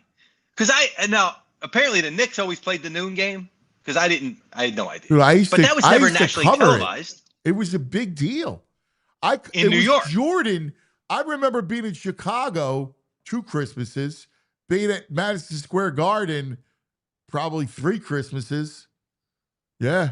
It was a big deal. But when did it become no, I'm talking about that was probably mid-90s you're talking about? Did the Knicks, was that game nationally televised though? Oh yeah. It was on a big NBC? Deal. Yeah. When did they start that though? Like mid-90s they started that, or we're not the 80s, right? No, 90s. The Christmas Day thing so they was started the in 90s. the 90s. All right. I'm just saying, it was a big the deal. earliest. I remember because I had to cover it, and I drew short straw, and whatever. I didn't have any kids, right? So it was a big deal. Right. You make the sacrifices before kids, right? But these kids today don't want to make them, man. They're fugazi. I agree. Yeah. Speaking of kids, how about this moron YouTuber with Puka, who makes him do and a Jewish kid who makes him do an anti-Jewish trope, and then comes out and is like, well, it's like my buddy over here. He's Mexican and he makes jokes about Mexicans. This was his alleged, wasn't even an apology video. Nobody grabs this kid by the ear and makes him apologize and makes him take his medicine. Because I did that as a kid when I screwed up. And I say a kid through my teens and into my early 20s. I tell my wife all the time, I met her at 26. It's when I stopped doing dumb stuff. All right. So, but you can fine. You want to make jokes about your own, that's fine. But don't set up a guy in Puka who has no idea. No, he's got no idea. Exactly. That kid's got no I didn't know what that was. No. I was yesterday years old when I learned what that gesture meant. Yeah. Okay. I didn't know. I don't know. Does Puka know? But the kid knew and he made him do it. Yeah. I this whole generation. I know. They need to smack it. It's it really is a shame. So, do you think the Eagles? I mean, I know it's the Raiders, but where in your mind, where are they at heading into the playoffs during this stretch run? Where are the Eagles? Where do you trust? Do you trust them? Yeah, make sense of them. So I didn't cover that game, and honestly, I didn't watch it closely. I was up in Buffalo, New England, covering that game and trying to pay as much attention to that as possible. So I didn't really. I went back and watched it, but it's a different feel. Okay, we're gonna go one more time. I'm going back to 07 Giants and because I didn't cover that Week 17 game against the Patriots. My buddy got married that night, and I was in the wedding. So I didn't cover that game. I missed that game. And I remember coming back, and I was talking to the other writers, and I said, yeah, but they still lost in the last couple of seconds, right? I said, the Patriots were taken to the wire by the Ravens, by the Eagles that year, who weren't very good. A.J. Feely was the quarterback, almost beat them that year. And I said, why are we making such a – and he said, well, you weren't there. You don't know. So I'm relating that to the Eagles because I almost want to dismiss it, right? I want to say, it was the Raiders. They're terrible. They got Max Crosby fighting and nobody else. The quarterback situation's horrible. The offense is putrid, almost like a glorified preseason game. But that being said, and you could tell me, because obviously you were more locked in, I'm getting a lot of people that are saying that was a confidence builder. That was we we did a lot of things tremendously. We held an NFL team to 75 yards total offense, right? Exactly. Like, that's not it's not nothing, right? It's something to build on, and it's something. So I'm almost going to sort of take their word for it. And if they come out and they beat Washington, it's a little bit more. You can almost, even though they're not these. But that's why I don't want to go back to this because we're gonna get stuck in the mud. But that's why I go back to, like, if you do this against Buffalo, now all of a sudden it's like, whoa, all right, and these numbers are phenomenal. So it seems like it was something to build on. They got to do it again. Like, you can't. I know Washington's going to come out. They don't want them clinching. I talked to Terry McLaurin about this yesterday. He said we don't want them celebrating or putting on hats and shirts in our building. So that's a big thing for them. We want them to do that somewhere else, he said. And so I think you'll get a pretty good effort from them tomorrow. I don't know that they're good enough at this point to contend with you. Well, that's my thing. Like what kind of, their defense is bad. I mean, that's a bad defense, man. I'm thinking this is another game as a confidence builder. And this, to bring it back to what we're kind of debating, is, in all seriousness, if I have 2 games back to back where my offense looks really good, and here's the other piece, I need Jalen in the run game. Yeah, I don't want to have him run in Buffalo and get hurt. Like, I don't need it, right? So I do need him to be a part of it, and I'm going to do it again on Saturday tomorrow. And I think the offense will look good. I think Saquon will look good. Now I got 2 back-to-back games of, like, uber confidence, Jalen on the center, Jalen in the run game. I can build off that because my defense is good enough to drag my offense on a run. Mm-hmm. Yeah. When you win a lot of, Green Bay games, or win a couple of Green Bay type games early in the season where it's a 10-7 game, I mean, or whatever, your defense plays well and your offense plays good enough. It did seem like he was more of a willing part of the running game there, which, knowing him, may have been because it was being talked about. Oh, I'll show you. It's like that post-game press conference where he threw it, where they threw it around a bunch last year, or I forget the circumstances. He goes, "Is that what y'all wanted to see?" Steelers before he game. sat down? Pittsburgh game. That's right. Yeah. Which was an awesome fourth quarter. I mean, where's that team right now? Yeah. So I think that was probably part of it, and that's why he was being more of a willing participant. So yeah, I think you got to see a little bit more of that. And if we're putting the cart before the horse, we'll see about Buffalo. But yeah, if you do it again against Washington, it feels almost like it's going to be almost a hard-fought game for 3 quarters, and then the Eagles take it over. That's what I've got in my head. But I wouldn't be surprised if it's not a blowout, and they got to work for it. Yeah. Do you worry about anybody else? Like, you got Tampa, you have this, we talked about the teams in the West, and then you got the North. Without Micah, I think I just can't see the Packers. Packers lose so much on defense without Micah. Tampa's a mess. They got everybody back healthy offensively, but they're a mess. Yeah. I still like the Niners. I mean, I've liked the Niners from the beginning. The problem is I can't put the Niners in the Super Bowl without those. Now, Warner could potentially be back, but I can't put the Niners in the Super Bowl without those 2 huge defensive pieces. To me, by the way, and I do have a vote, and right now, if you had to ask me to vote, Kyle Shanahan's my coach of the year. I understand what Ben Johnson's doing. I understand what a lot of these other guys are doing, Sean Payton as well. But Kyle Shanahan, without his quarterback for an extended period twice, without his top 2 defensive players, with his number 1 wide receiver going AWOL, which was a crazy situation. That he may never play again, by the way, Ayuk. We'll see. Really? That's sort of the it's sort of the vibes I'm getting. Like people, and not physically. Physically, he was close. And I had to phrase this a certain way when I reported it, because the story came out a couple of weeks ago about how they avoided the guarantees and he hadn't really been committed. I phrased it this way: he was believed to be close to getting medical clearance, because at the time he wasn't in the building and they weren't sure. So they're like, don't say he's going to get clearance, because he's got to be here and he's got to see the doctor to make it happen. And he hadn't been there for definitely not since that story, by the way. He had not been in the building. So I like the 49ers. Are they the Super Bowl team? No, but if they're coming to Philly first round of the playoffs, I'm worried about that one as well. So that's the other team that worries me a little bit. Is Tampa just done? I mean, they got everybody back healthy, and Bucky looks good. Yeah, I wouldn't say they're done, but it was supposed to be everybody back and boom. Now, and who knows? Maybe they come out this week and the switch does flip a little bit, and maybe Bowles, what he told them. So Bowles, Vidor doesn't cover the guy behind him, covers the guy in front of him, which is a terrible decision on that 4th and 14.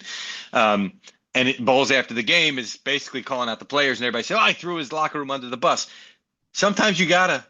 To maintain the credibility with the guys like Mike Evans, who's leaving the field early, not even watching the final field goal because he's so pissed off at what happened. To maintain the credibility with your leaders, who then have to back you up, you've got to talk that way. And I think that's what's happened in Tampa. So it could have been a rallying point for this team, maybe. So I don't want to say they're done. I want to see how they respond because It doesn't sound like he's got the support of his leaders on this one. Can Detroit get in with that secondary? They can get in because if they win this week, they got Chicago they got left. Pittsburgh, Chicago. I think Chicago. Minnesota's the other one, I think. Yeah, Minnesota. It goes Pittsburgh, Minnesota, and Chicago for the Lions. Yeah, and I know they're heavy favorites or whatever. I mean, people expect them to win this game. So you win this game, then it's Minnesota, I think. Then it's Chicago, if I'm so. Yeah, potentially, and maybe Chicago doesn't need that game, depending on how things fall. I don't know how that. I'm trying to think in my head if Detroit's winning out, can Chicago clinch before week 18? I don't know. So, yeah, they can get in. The problem with them is it's been win-loss since October 5th, I think, was the last time they had a repeat performance. It's been up, down, up, down, up, down. And somebody, Kyle Brandt told me, take a look at Jahmyr Gibbs' stat line. 3 touchdowns, 0, 3, 0, 3, 0. So they've been this, seesaw of a team, which is a negative, but I'm almost seeing it as a positive because they lost both coordinators. Dan Campbell had to take over. This is a team that could have gone, and he's so good that he didn't allow them to get into a funk. Yeah. But yet, by the same token, they're capable of this up and down type stuff. So I can't see them all of a sudden being the team that strings it together. But to get in, yeah, possible. Yeah, I could see Gibbs having a big game against Pittsburgh. This is this in the dome. This has that kind of vibe. Yeah, Pittsburgh's defense is not as good as it usually is, or what you would expect from them. Yeah.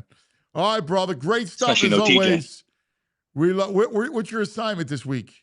I'm in Washington tomorrow, so I'll be driving down in the morning. Yeah. We're on 3 o'clock on NFL Network, NFL Game Day kickoff. Which do we have that game? I'm trying to remember. Is the game on our network? I don't know. It is. We used to have a. It is the double header. We used to have a trip.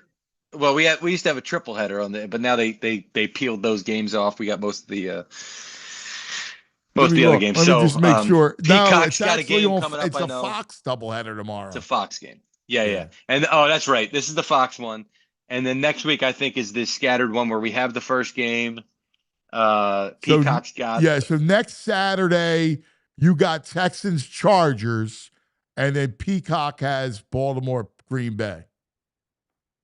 Only 2 games next Saturday? Yeah. Because there's 3 on Christmas. Yeah. Okay. Well, listen, the Christmas Day thing might be new, but they've been playing the Saturday games for quite some time. I remember watching a few Saturday Eagles games. There was one against the Jets where they housed them on a Saturday afternoon. That was a great one that I remember. So, yeah, I enjoy the late season. College ain't taking Saturdays anymore, so we're taking them games. Love it, buddy. Listen, great stuff. We'll be watching tomorrow. Yes. What are we doing next week? What day's Christmas? Christmas is Thursday? Christmas Thursday. Yeah. So we'll see you maybe. Yeah, we'll figure out Friday. So Merry Christmas, everybody. May Santa bring you everything you want, including an Eagles division clincher, and then gearing up to play the Bills so that they can get that litmus test. Kiss the girls, buddy. Hope Santa treats them well. You too, pal. See you, best brother. of the family. See you, everybody. You're the best.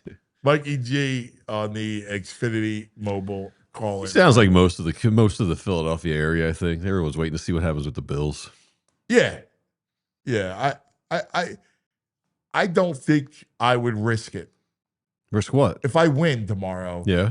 I got banged up O-line. You're not going to fight for that number 2 spot? Well, if I'm alive, yeah, I'll play it. Sure. But if I'm locked into the 3 seed, you got an offense that's just finding its identity. You're going to rest them? Oof. Dude, I'm worried about, like, I'm going to put Jalen Carter out there? I'm going to put Lane Johnson out there in Buffalo? Yeah, I might give Lane a little work. I mean, those guys are banged up front. I trust Lane. If Lane's ready to go, he'd be honest. He knows his body at this point. Yeah, I don't. This offense, they gotta keep it going. I don't do it. Yeah. All right, let's take care of some business. Then we got one of our favorite Rotman doctors coming up, which we love. And then, of course, after that, we got Baldy. Let us talk about Cherry Hill Jeep, a folk auto dealership. Only one dealership in South Jersey has been the market leader since 1967, and that's our friends at Cherry Hill Jeep, a folk auto dealership. You know that folk name throughout South Jersey. Slide into a 2025 Jeep Wrangler this month, $289 a month. Every Wrangler delivers strong drivetrains, innovative engineering, quality components that underpin this icon's legendary heritage. Tooch has one of those. They're awesome. Lease payments, 0 down payments available. Financing options for all credit on over 350 vehicles in stock. Hey, drive it today. Tell him Dante's the guy. It's my boy over there.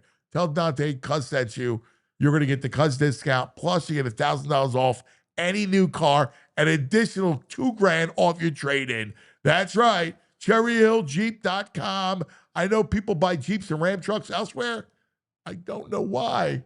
Why? Let's talk about the tea people are drinking these days, because everyone's drinking tea. The ballpark, wherever you go, there's beer, but there's tea. Everyone's got their favorite hard tea. But do you know what you're drinking? Do you know what's inside it? Have you ever turned a can over to read what's inside it? Well, you can't most of the time because they don't tell you. They're hiding what's inside. Whereas our friends at Crooked Tea, they brag about it because Crooked Tea brews real USDA organic tea for real flavor with 0 sugar. No fake junk hiding behind the label. What you see is what you drink. Next time you're at the store, flip the can. If you can't find the ingredients, just put it back. Then grab a Crooked Tea, 0 sugar, real tea, and it's fully transparent. It's got stevia in it. That's from a plant. You know it, Philly. Real recognizes real, so why drink the fake stuff? Crooked Tea, the only thing better is a strip sack in the Super Bowl. So visit crookedtea.com to find a store near you. All right. No Doc, huh? Wait for Doc? Still waiting for the doc. Hey, right. Did you see one of the things that was funny and went viral, kind of cute? I noticed because I'm a Georgia guy. The Georgia kid, little recital singing. He's like, looks like he's 12. I love the kid. Where they're singing Rocky Top. Yeah, and he refuses to sing it. He's the best.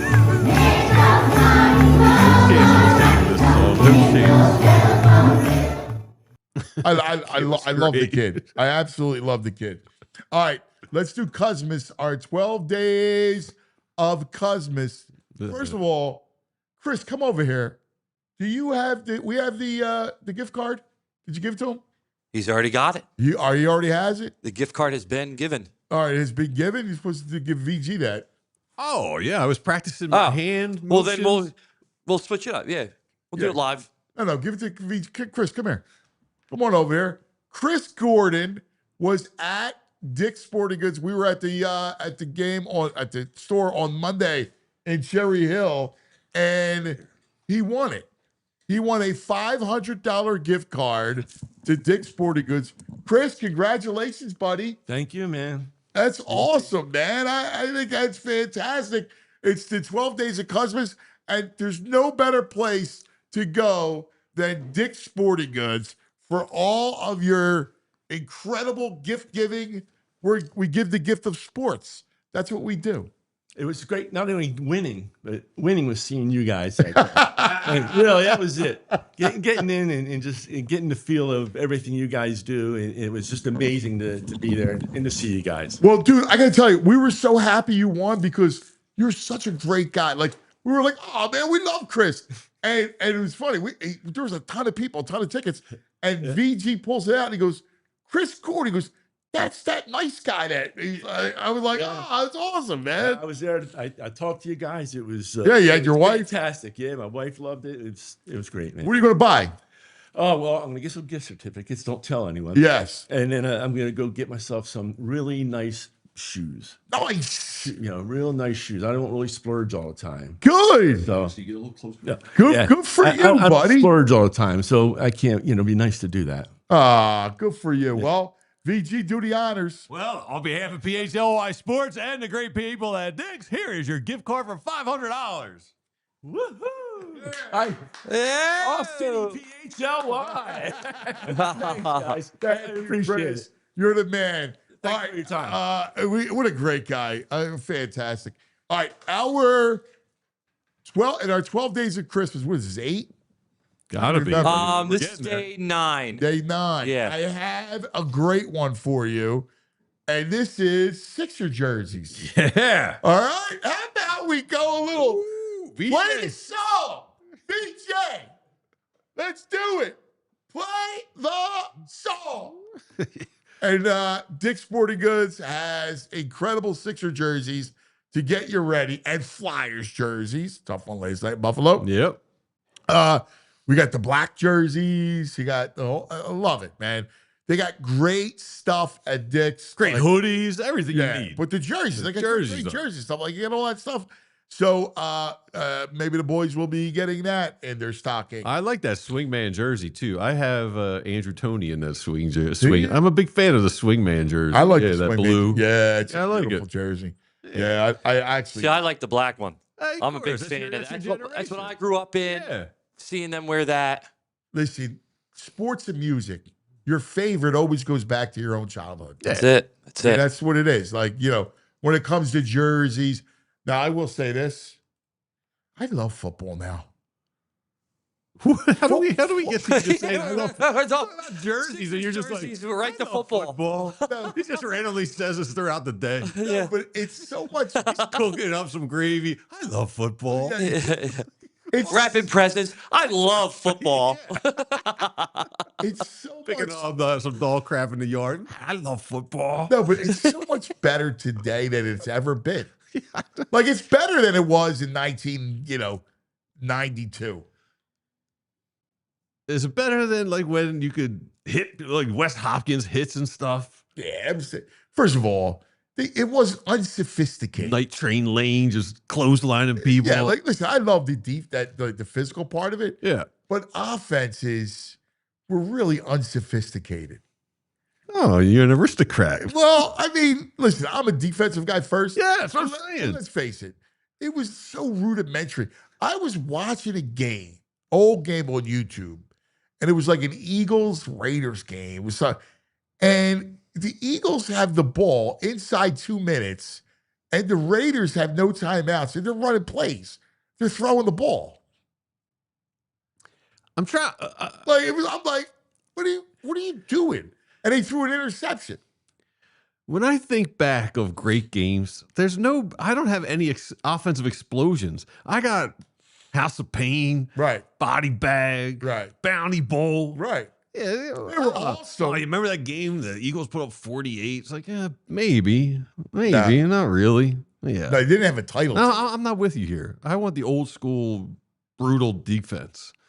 I want concussions. All that stuff. But I want to see real football, and it's not like back then. It was 3 yards in a cloud of dust. It was just brute It's strength, just- man versus Listen, I man. love that stuff. Like, let's ask. We got our man. Well, when our man comes by, we'll see when when Baldy comes in. We'll see what he has to say. But it's just sophisticated. Like, I don't offense need my is- football sophisticated. Well, why don't you combine the two elements? You get the violence of the old school football with the new sophistication and scheming of today's offense and defense. You put the two together.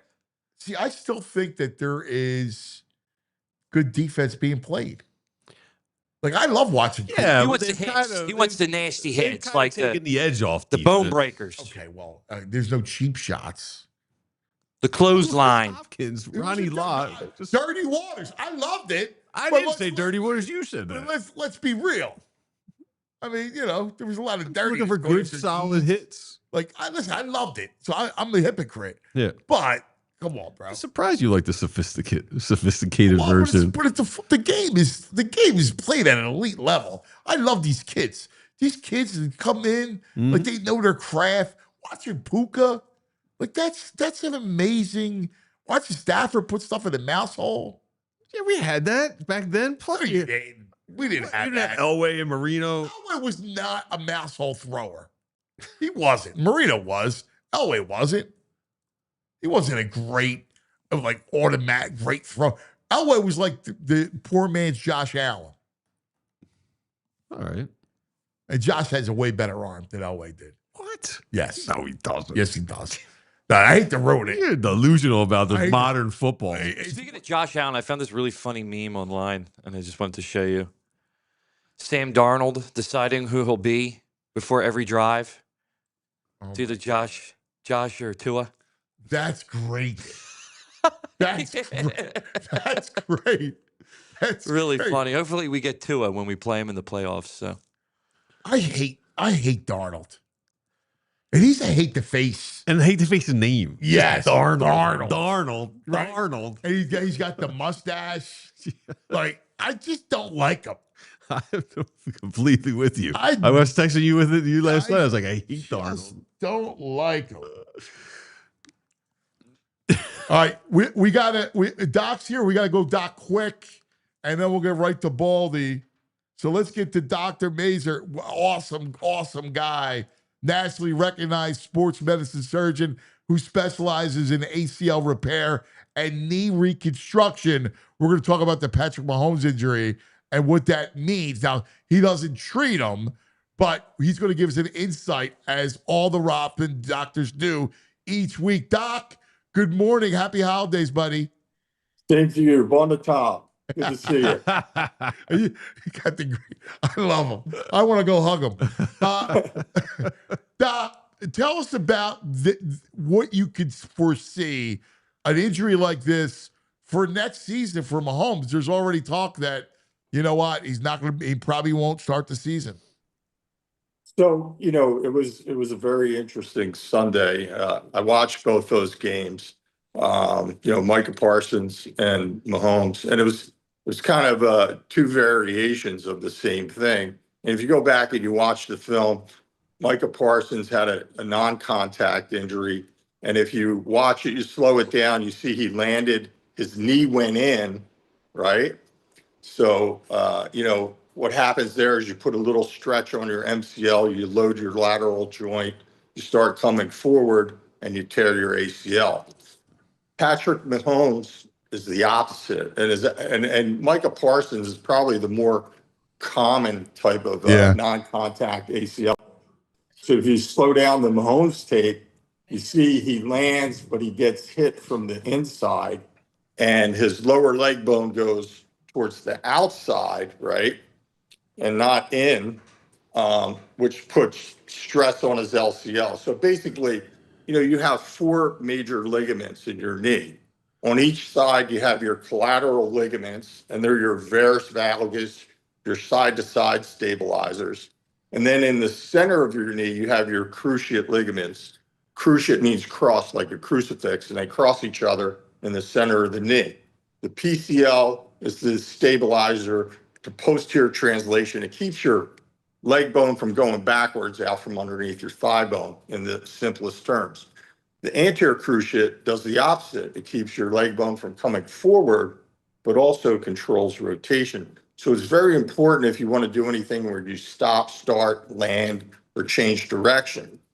In the Mahomes injury, he gets hit from the inside, hyperextends, so he puts a stress on his LCL, right? And from what I've seen, in the news, they said he actually avulsed it, where he pulled the LCL off the bone. That's a more rare injury. Like, people sprain their MCLs all the time. You see the injury report. Those guys go in a brace, an isolated MCL. You go in a brace, rehab. The ligament probably takes about 6 to 8 weeks to heal, but most of those guys are back playing in 3 weeks in a brace. The LCL is different, and the MCL in most cases, as long as it's a femoral sided injury, will heal 99% of the time on its own. The LCL is different. It doesn't heal usually without intervention, especially if you avulse the whole ligament. And the other issue is, which is not clear, I haven't seen anything, in the news about it, is it's also associated with the posterior lateral corner, which is a rotational stabilizer of the knee also. Right. And so, oftentimes you're not doing just an LCL repair or reconstruction. You have to reconstruct the posterior lateral corner with that. And, LCL isolated is a very rare thing. It's usually in combination with either an ACL, PCL, and oftentimes the posterior lateral corner is involved. So, if it's a straight avulsion of the LCL, you can repair it back to the bone. Oftentimes you'll augment it, or you'll just reconstruct it with a donor tendon. If the posterior lateral corner is injured, you also have to reconstruct that. And that's done with usually a donor tendon too, which complicates the early post-op rehab. Right. You have to kind of guard them a little more. But, if you look at the start of the season, what is that? That's like 9 months, right? Yeah. So how long does it take to recover from an ACL reconstruction? I tell my patients there's kind of 3 phases to this. There's the rehab phase of it where, in the beginning, you're getting your motion back. It takes a couple months. Then you get your strength back. And, you have this surgery 2 weeks later, you come in, your muscles are atrophied, right? These guys are starting at a very different position than, you and I, but even though we are great specimens, but, they're starting at a different level, and the next phase is getting your strength back. And then the last phase is getting your coordination back, being able to land, run, cut properly, and getting your sense of Especially a your guy like joint back. Mahomes who does that. That's his game. Magician, right? So, and then there's biology that has to occur. So you're going to take a tendon, the gold standard for the NFL is to use the patellar tendon graft, right? You're going to put a tendon in the knee. It's got to heal in, and your body's going to make it more like a ligament. That's called remodeling. There's some argument how long that process takes, right? And you can read different things. I think everyone that does a lot of these would agree it takes at least 7 months. Some people will argue a year. Wow. I think the sweet spot is, 8 to 9 months, but you have to then go through testing to show that you can perform. And, Anthony, with anything else, with any of these other injuries, there's a mental aspect to trusting your knee. Oh, yeah. And feeling like you're ready to get back. I mean, these guys are the top 1% of the top 1%. They have, physical attributes and mental fortitude that got them to this level. And I don't think that's an issue. And the other thing is that, if you have this injury, you're still working, right? You're podcasting, right? Your day's occupied with the kids, your wife. These guys have 8 hours of PT a day. Yeah. Right? And so, the chance for return, I think, is way high. And, the results of this surgery are great. And, just the big thing is the complexity of that lateral side injury, which is not clear right now. Doc, no one explains it like seriously, you guys are amazing. You guys at Rothman are just do God's work and you explain it great. You got a great bedside manner. I mean, God bless you. Love talking to you, man. You're terrific. One day I've got to get you guys to come in and hang out. I know you're busy. Let me know. All right. A little Let me busy know. I'll between be there. surgeries. Let me know. I'll be there. I would love it. Doc, God bless you and your family, man. All right. Thank you. Have a wonderful holiday season, man. Thank you. Take care. There he is, Dr. Mazer. He's fantastic. What a great guy. All of our docs at Rothman that do God's work. All right, now joining us, cannot wait, Baldy.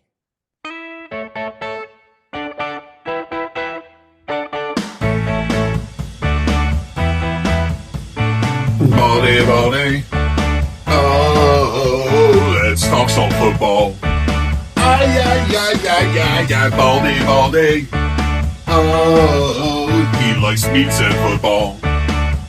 Oh, Baldy. On the Xfinity mobile call-in line, the legend. Baldy. Listen, cuz I was listening to the doctor there, and I had my ACL torn in 1980. In fact, I had surgery 45 years ago today, December 19th. Wow. Yeah. And it's so different now. Like when I had my ACL surgery, I was in a cast from my hip to my toe for 5 months. 5 months completely like immobile on crutches for 5 straight months. Now these guys walk out of there after ACL surgery and they start rehabbing like on, they're in some kind of a hinge cast for, they might not even be in a cast, just kind of a hinge brace, and they start rehabbing like the next day. how much atrophy did you have after 5 months? It looked like a chicken leg. It looked like Yeah. a chicken leg. I didn't have anything. Like it all just completely eroded away. Like muscle, it was awful. But the good thing was when you did that kind of surgery, I never had another problem with it. I still don't have. I mean, I have arthritis, but I don't have any problem with the knee. It's been stable since they repaired it 45 years ago. How many surgeries did you have in your life? Football. Well, I think I'm at 14. I think 14 surgeries. Yeah. 14. Just different things. Yeah. Wow. Probably had 7 while I played, and then 7 after I got done. Just things that just start falling apart. But good thing I have all my joints. I got nothing to complain about. So we were debating this, and I'm dying for your opinion because I watched it last night. I love football. I just love it. I love this whole thing, man. It's a happy place. Tonight we got college playoffs. It's so great. Yeah. And I think back, and I respect the hardness of the game when you played, right? Like, and I'm just putting it out 1992. Let's just say that, right? Like, it was a man's game. Like, it was tough, but it was unsophisticated. Like, offensively, like I watch what McVay does with Puka to get him free, like put him in the backfield, right? Like all these things. And I look at these kids these quarterbacks that just spend their life now trying to understand the math problem that is defense. And I just think it's so much more sophisticated now. Well, it is. In fact, it's always evolving, right? So I remember when Andy was coach of the Eagles, he came over to NFL Films and they showed the 1958 championship game, right? I think it was Colts and Giants. Don't get me, don't beat me up if I got that. But I thought it was Colts and Giants, Johnny Unitas, and Andy's watching, Andy's like commenting on it. And, like Raymond Berry is the star wide receiver for the Colts. And he's lining up at receiver in a 3-point stance. You know what I mean? Like, it's just, like, that's what they did, right? So it's just, like, that's just an example. Yes. All right, receivers were to 3 points. Like, if we saw that today, we'd go, is that guy, like, what's wrong with him? So it's just, to your point, it just continues to evolve. These formations that teams are using now, like McCaffrey started it with Kyle out there in San Francisco, but he's lined up out in space. He's not in a running back position. He's not in a slot. He's just out wide where they're trying to get him isolated against a safety or a linebacker. And you just can't cover McCaffrey. He's going to have 100 catches this year. You can't cover him. So other teams started copying it, And yes, but the things that McVay is doing, you don't have Devontae Adams, so you got to, how he's scoring in the red zone. Well, I don't know how a quarterback ever gets enough confidence to make a no-look pass on the end zone. to Puka? Like, how do you ever? VG? Dude, it was amazing. I texted Baldy. I go, are you kidding me with that? I mean, like the no-look basketball, Baldy, is like, it's a easy, it's a ball, right? Like, football, no-look, throwing it, like, oh my God. But not just that. Tariq Woolen is all over Puka. You're in the goal line. There's just bodies everywhere, and he's doing this. Like it's, I mean, if you did that in practice and it was incomplete, your coach would be up your wazoo, for like being foolish. He's doing it on a goal line in a game that's going to determine first place in the NFC West. Where do you ever gain that level of confidence to do that in that spot? He's awesome. You got to go. So if you want to, I'm just like, you don't. I have more of an affinity for the old football. I like the 80s, the tough, the little. I'm not saying cheap shots, but just hard. Like I was saying, I don't remember games where the offense was like 48, 56 points. I remember body bag games and the Bounty Bowl games. I have more of an affinity for that kind of football than the new, Anthony says, sophisticated football. A different level of physicality, for sure. I mean, I played in plenty of games. I remember one time I was in Indianapolis with Eric Dickerson, and we beat Denver, and we scored in the 50s on a Monday night. Like we never stopped scoring. And Dickerson ran wild, but, you don't get a lot of those games. I mean, 38-37. I think I don't disagree. Like, the game that I played is way different than the game this is. We huddled up every play. We didn't have no huddle unless it was a 2-minute drill. Things have evolved. But if we put that game last night in the playoffs, we would be soaking that up like for the next week. I mean, whether the 2-point conversion, I never see anything like that. Charbonnet picks up an incomplete pass. It's a 2-point conversion. Like, we would just be going nuts on this stuff. Yeah. What do you think about that? I mean, because it seems to me the chatter on social media is that was the incorrect call last night. Once the whistle blows and no one's got possession of the ball, it's dead immediately. They're saying that the whistle really doesn't end the play today. You know what I mean? Like, I don't understand it. I read the officials' rules, and the rule book is 263 pages. Just let that sink in. 260. There's an explanation for everything, and so I'm reading the explanation this morning, and I'm going, the whistle doesn't automatically end the play. Wow. If Zach Charbonnet doesn't pick that ball up inadvertently in the end zone, Seattle doesn't win that game. No. They don't go to overtime. No. It was nuts. Crazy. And he walks like just the eye test, right? Sometimes I just want the eye test to be okay, it's an incomplete pass. Enough. I don't know if it went backwards behind the line of scrimmage, blah, blah, blah. Like, I just want to know that that's an incomplete pass. That's a catch. That's a touchdown. That's a fumble. And all of it is blurred. Yeah. Yeah. It's wild. And to your point, he just picked it up. Like, it was like you see a ball and you just pick the ball up. Pick it up and hand it to the official. Like, it wasn't any intent to go recover a fumble. None. It's nuts. We're in overtime. OT with the great one with Baldy. So make sure as we go to overtime, you're watching any of the platforms, Xfinity, Roku, all our streaming stuff. You are here on YouTube. You become a subscriber and the whole thing, right? So that's it. Are we good, Andrew? All right, we're good. Great. Baldy, real quick. VG had to leave. Danny D, the AD. I want you to meet him because Danny was the architect of St. Joe's Prep football, right? Oh.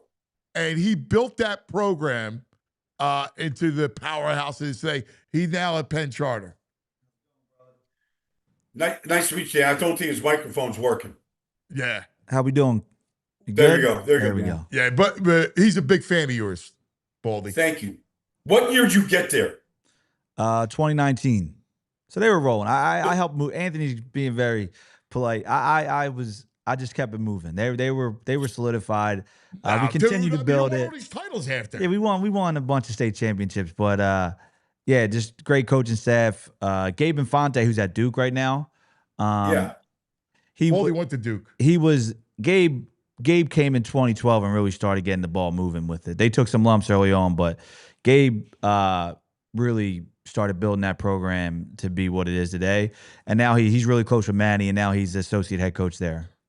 So let me ask you, let me just take a player that was there at that time when you got there. Like Marvin Harrison Jr. just got there, right? Yep. Or he was there? He was there, yep. So did you, like, obviously the son of the great, but did you see it right away? Like this guy, like, was he just that much better than any of the opposition? He wasn't the physical specimen that he is now, but he just glided out there. Like, it didn't look like he was running fast, and he was blowing past people. So, like, for me, that was like the thing that separated him. I was like, it doesn't look like he's trying, but no one's within 20 yards of him when he does a route, right? Like, he could just get separation, and it looked like he literally was gliding. And the same for Kyle. Like, Kyle would throw seam passes 40 yards down the field. Their senior year, they punted 3 times. And we were playing really talented teams. Like, you're playing national schedule. I mean, people forget Samir Hagans, who's killing it at Duke right now, was the 3rd option at receiver. Like, he's a potential NFL guy, right? I mean, Hagans is legit. He's legit. He's got a chance. Yeah. He was the 3rd option, and he's going to be a pro, right? So they were just an elite group. And then on defense, they had the Trotter brothers, right? Amongst many other really strong defenders. But yeah, I mean, you could just see the separation with Marvin, that really, and the ball that Kyle threw compared to other high school quarterbacks, even like the Division I quarterbacks. He could throw a seam down the middle that no one else could do, right? He had that type of arm strength. So, Baldy, Marvin's younger brother, Jet Harrison, is there. Yeah, what's the difference between Jet and Marvin? Number 1 receiver in the country in the sophomore class, Jet Harrison. Jet is bigger than Marvin was earlier. I don't know if he's going to continue to grow. Marvin was like 6 foot and continued to grow in high school. Jet came in at like 6'2", 6'3". Okay. Jet was more physically gifted early on. I'm like to see how, if that can progresses or he kind of plateaus. Mm-hmm. But yeah, I mean, Jet's a little bit, I think, he's got a little bit more to him, a little bit more. He talks a little trash. Like Marvin scored a touchdown, hand the ball to the referee, right? That was Marvin Jr. So I'm interested to see how Jet progresses physically. I think he came in bigger, but Marvin took massive strides. So I'd like to see how that. But it's interesting right now because obviously St. Joe's, is a national powerhouse, but just the area of South Jersey and Philly, like I'm looking at Bayshore too, and looking at Campbell, John Campbell, and Ezraku. Yeah. Ezraku, right? I mean, all these local kids, Camden, South Jersey, Philly. Like, I feel like it's like a renaissance time for football in this area right now. Do you kind of feel that way about it? For sure. It's exploded, and I think, we were always known as like the basketball area. Football, and I don't know what turned the switch, but in the I would say 2014, 2015, the last 10 years, we're producing pros every single year. We're getting 15 to 25 high major football players. Like, it's becoming a hub. I know people think about Texas and Florida and California. PA and South Jersey is right behind them. It's right there. I mean, when we go to different states, we were rolling through competition at their highest level competition, and I just think the game has grown here. I'm not sure what actually turned the switch. Like Abdul Carter. Abdul was a LaSalle high school kid, right? Yeah, I'll never forget when we played them. I asked our coach, I'm like, all right, what's the game plan? He's like, stay away from, or put 2 on him, or keep the ball away from him. He was playing middle linebacker at the time. Yeah. They're like, and he was wearing 40. They're like, double 40. Like when we played LaSalle, it was like, and that was as a sophomore. They're like, he's a dude, right? Like again, like it was crazy. It's crazy to see the progression, but we're getting top 10 picks pretty regularly. Yeah. Or first round picks coming from our area. And there's another one at LaSalle, Joey O'Brien, right? This kid, so they win the state championship. Okay. This kid has 3 interceptions for how many? Three picks, 10 receptions. 3 picks, 10 receptions. Wow. He's going to Notre Dame. This kid, 6'3". 6'5". 6'5", excuse me. 6'5" now. 6'5", dude. He's a corner. He's got hips. Baldy, he's a better defensive player. I know the body type is more receiver, but he's the better instincts, and he's another one just glides out there sideline to sideline. I think he probably ends up playing safety, or if they bulk him up, maybe move him down to linebacker. But he's he'll play on Sundays. He's another one. It's like, yeah, he's gonna play on Sundays. Like he's just you see it. Like, but I want to play wide receiver. Like he's taking how many back to the house too. I mean, he's elite. I think his instincts though, he's not like super twitchy. He just glides. So like the receiver twitch, I don't know. He's the body type, but like his instincts and what he does on the field. What we're seeing though is we're seeing kind of like a position, like really defensive football is becoming a little bit positionless. So you have like Kyle Hamilton and Nick Emanwari, the Derwin James. You're seeing some of these guys that could play offense. They all could play offense, but they're playing on defense in these roles where whatever it is that you need, whether you need, a linebacker at the, dime level, if you need somebody to match up on Travis Kelce, whatever it is, like they've got all these skills where if you're just a receiver, you're a receiver, which is okay. But if you're a defender, like your value, because you can do all these different things and you're physical and you can take the ball away and catch, like maybe there's more value there with the way the game is evolving. Yeah, he's a Swiss Army knife for sure. DeJean, Hamilton, they're great examples of him. He's really big, really athletic, like hell of a basketball player as well. Like you see Cooper DeJean, like he could, I think defense is where he'll live. And Notre Dame, they were all over him. He's, they're number 2 recruit. I think they got in the country. He's a top, 50 kid in the country. But elite. He's a specimen. Yeah. All right, Baldy, let me get you on birds. So obviously tomorrow's Washington, and that like the same kind of defense. It's not very good. They should be able to kind of do some of the things that they did against the Raiders, as bad as the Raiders are, and kind of get your confidence up, no?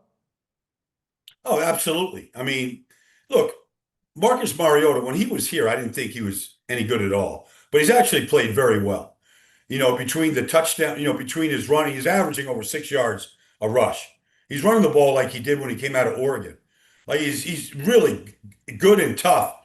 And now he's got his receivers a little bit to a degree. The offense isn't bad. Defensively, they've had a lot of issues at corner. They've had issues for rushing the passer. Yeah, they can't rush at all. No pressure. Very little.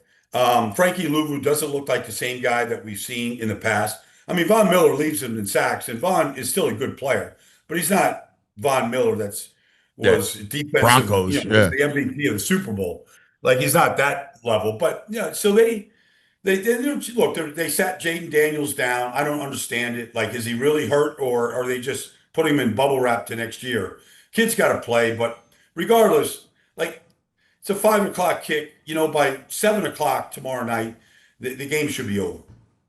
If you're locked into the 2 seed or 3 seed, if you're locked into the 3 seed, do you approach Buffalo full strength? Do you look at guys like Lane or Carter and go, you know what, I'm not going to rush them back. I want to make sure if you're banged up, if Landon's banged up, I want to take it easy, knowing that it's cold, it's Buffalo.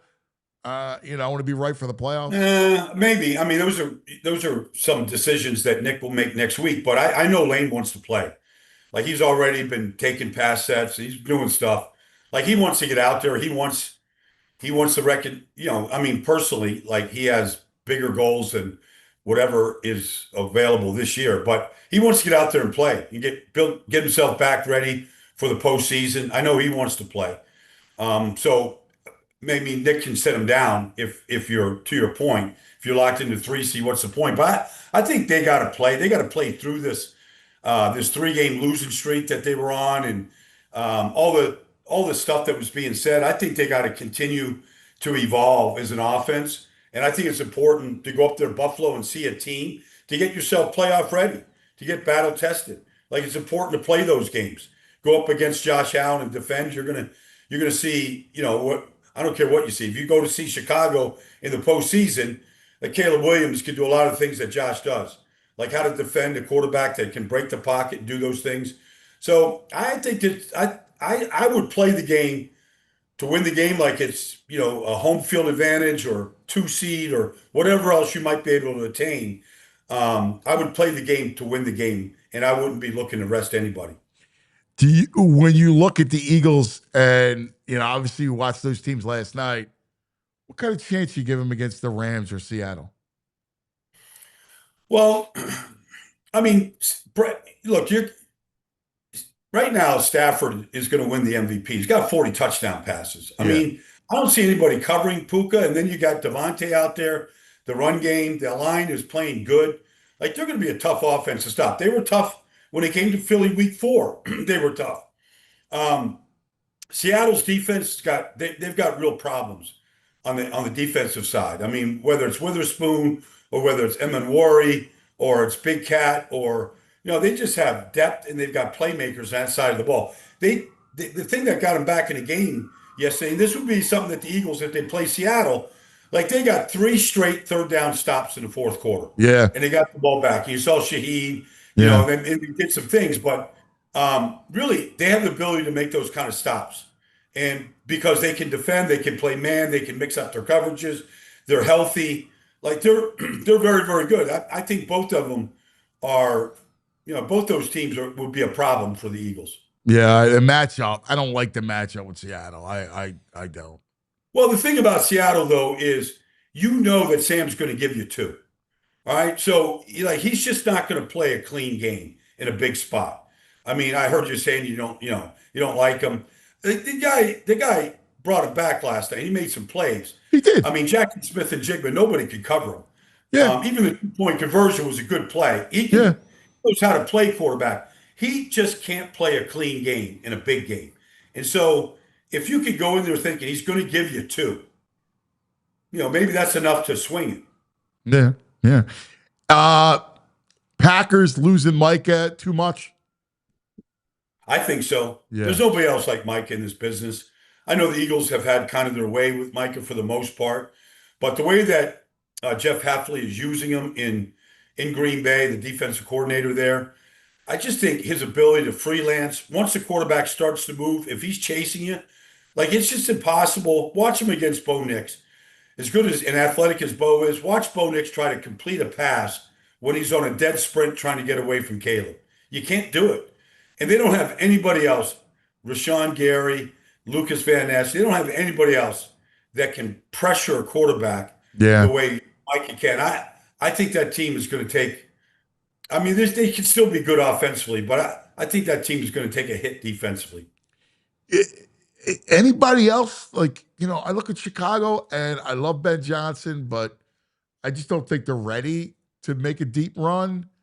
I don't know if you see it differently and then I look at Tampa. Tampa's interesting. I want to see what they look like this week after the Bowles thing. We had Mikey on, and Mikey was like, listen, that was orchestrated for his leaders, and I could see them coming out. Now, I don't know if they have enough defensively to win games, but offensively, they're all back, healthy. I don't know. What do you think? Well, I mean, you're just assuming Tampa's going to win the division. I mean, I think Carolina is a tougher opponent than Tampa is at this point because I think they're better defensively than Tampa. Right.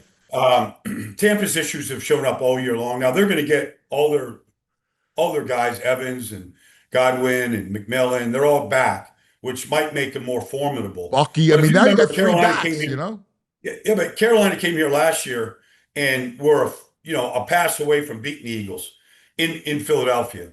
They might present more issues defensively because I think they can stop the run better than Tampa.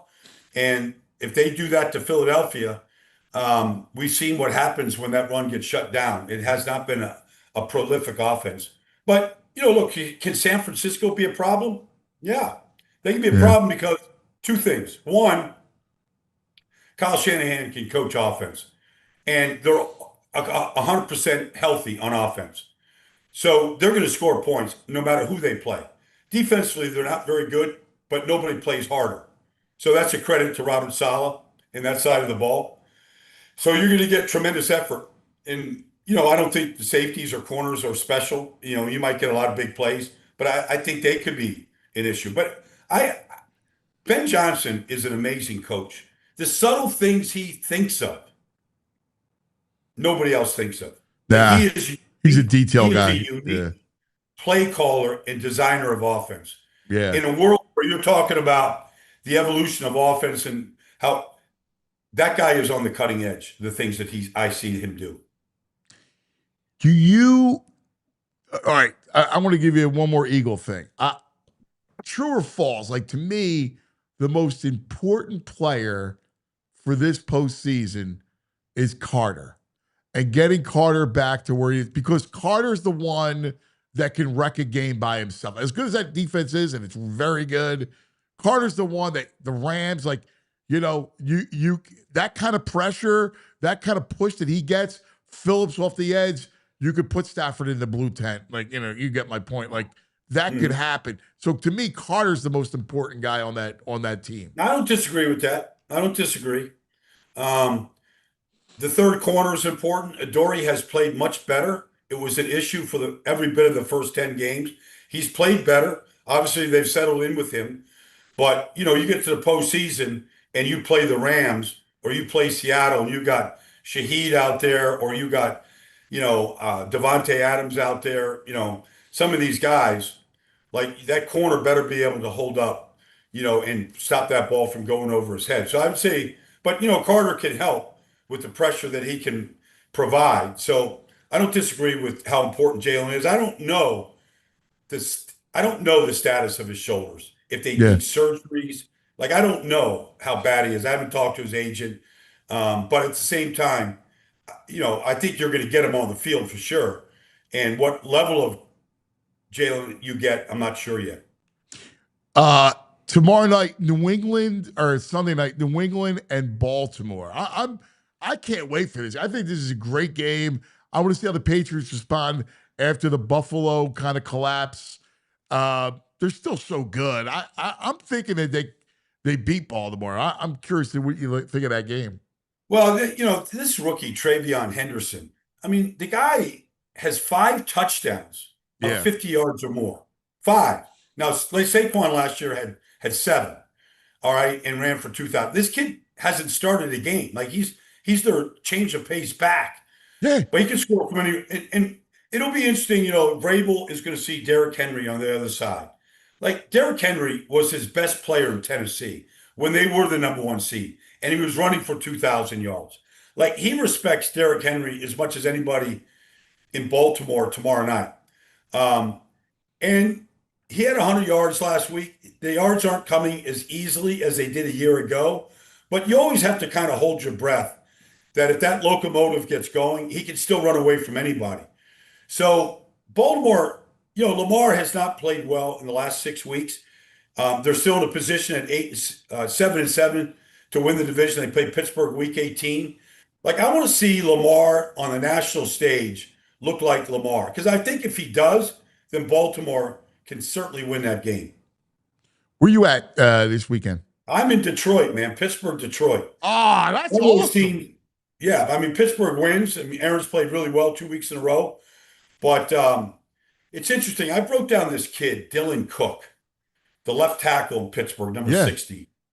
They've been trying to find a left tackle, honestly, since Max Starks, hung it up. They haven't really nailed the position down.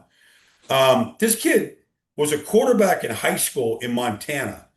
He went to an NAIA school and played 2 years, transferred to Montana, played 2 years, undrafted, been on practice squads, cut. He starts his first game last week, and he doesn't have one bad play. Doesn't have a penalty. In a big game against Miami, he's going up against Bradley Chubb and all these different guys. Shut them all out. Like, that kid, I mean, you never know. But the guy wasn't on the ground one time. Like, he's going to see Hutch out there. And, Hutch is as good as anybody off the edge. I can't wait to watch that little game within the game. Yeah, that's going to be good. That'll be interesting. It's going to be really cool. I'm it's funny. Who played so well Monday night is Gainwell. I mean, he's become their better back. Like, he's dependable, catches the ball in the backfield. And he's the punt and kickoff returner. Yeah. Aaron Rodgers has no problem throwing it to him or handing off to him. I think he's beat out Jalen Warren. But it's interesting, our boy Andy Weidel is in Pittsburgh. And when he signed Gainwell, he's like, Baldy, I think this is going to be our best signing. Not that Aaron Rodgers wasn't. Right. But he thought that was going to be the hidden gem. He's the hidden. I mean, he's been everything. He's gotten a chance to play way more than he did in Philly. But he was always excellent in short yardage and goal line. You never knew it too much because they were running the tush push. So he didn't get a chance. But he's excellent in short yardage and goal line. He never drops the ball. Never. He's dependable as hell. He's great in special teams.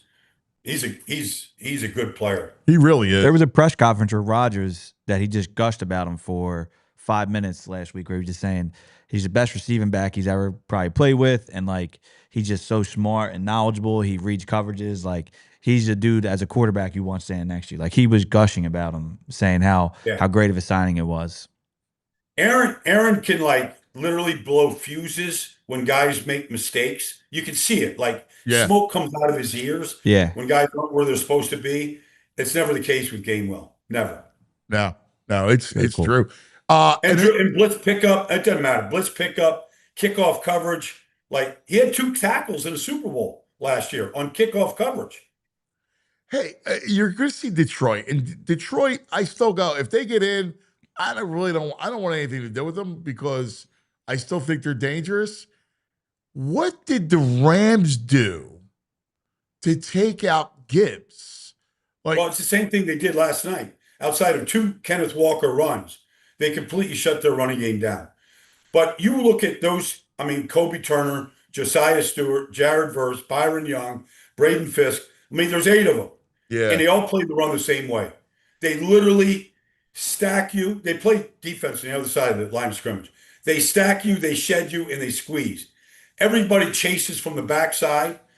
I guess they're vulnerable maybe to the bootleg because of how hard they chase, but they just squeeze it to the point where they just create this gauntlet at the point of attack, and you can't get through it. They're as talented as anybody against the run.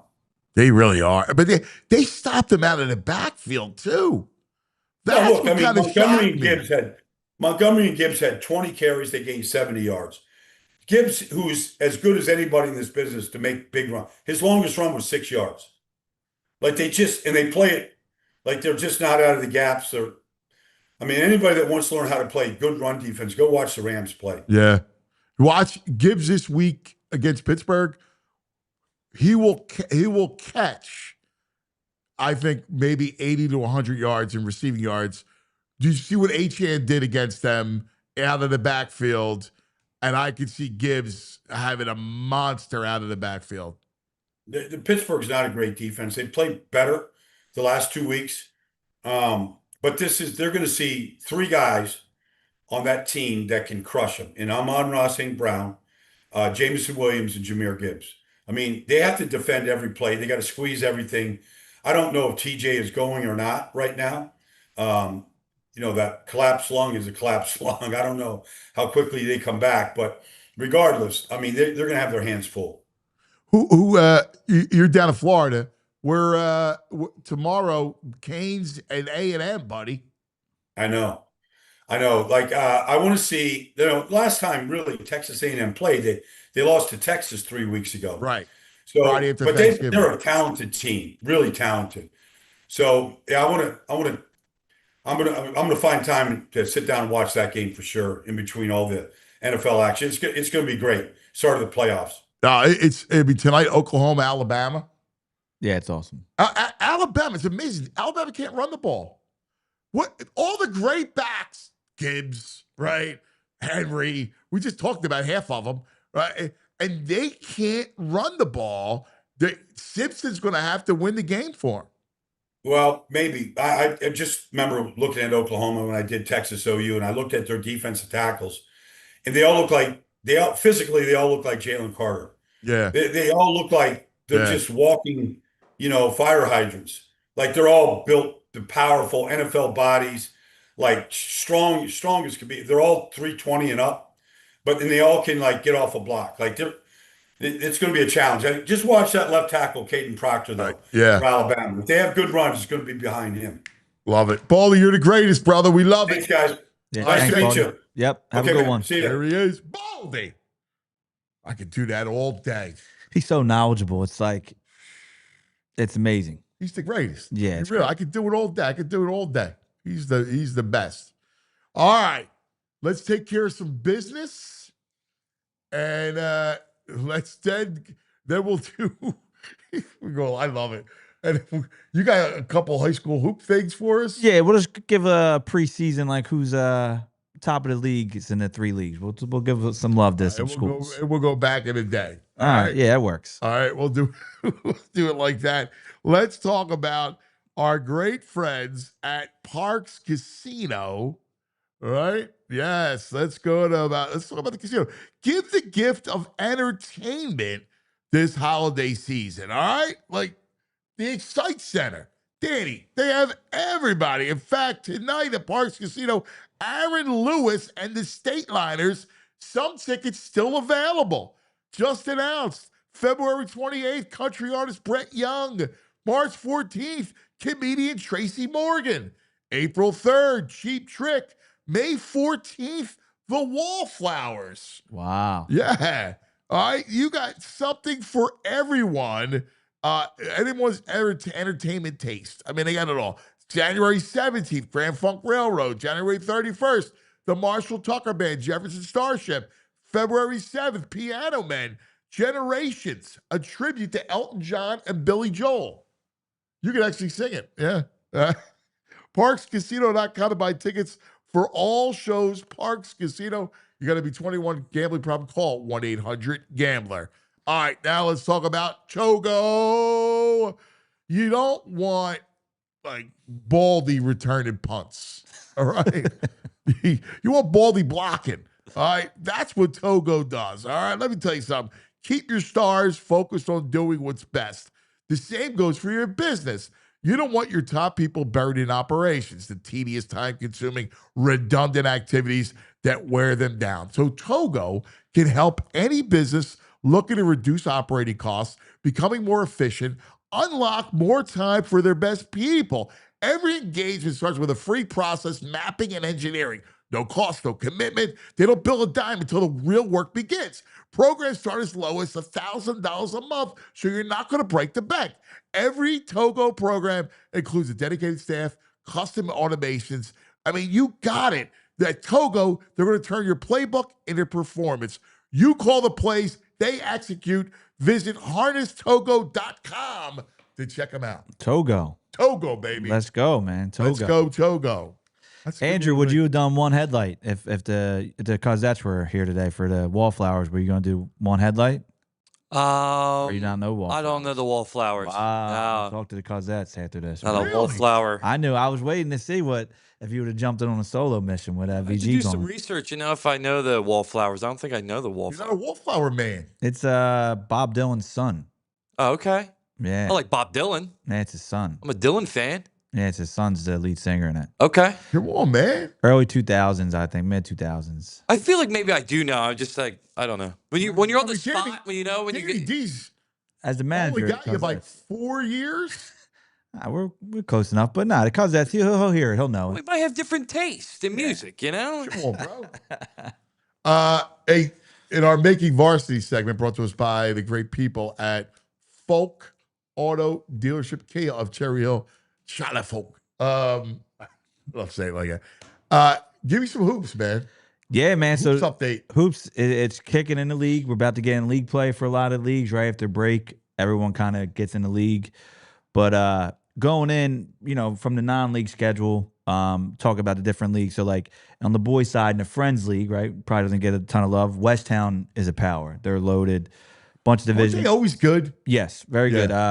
Seth Berger, who actually was the owner of N1. Yeah. And they sold it to Under Armour. He's the coach out there. He does a great job at Westtown. Derek Lively went there. Mo Bamba. Yeah. Cam Reddish ended up finishing them there. So really? Yeah, they get pros, yeah. man. So Westtown, Friends Select right up the street, really good team this year. We played them for Penn Charter. We beat them in a close game, but they're winning games, man. So I think those two teams will be at the top fighting on the boys' side in the Friends League. On the girls' side, Friends League, Westtown girls, they have like a top 4 girl in the country. She's unbelievable. Point guard, she does it all. junior class. She's unbelievable. So Wow. Westtown girls kind of the class that leave, and then over to the Interact.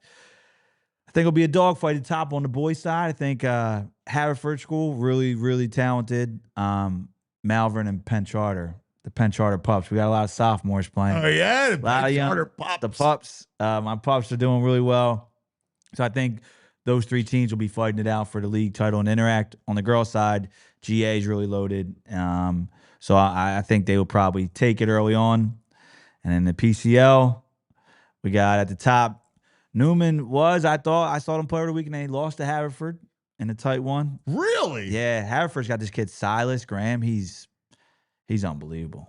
Wow. 6'4", junior. He can do it all. He's really, really talented. Shooting guard. Really talented. So they took down Newman. Newman's really talented. I think they're figuring out.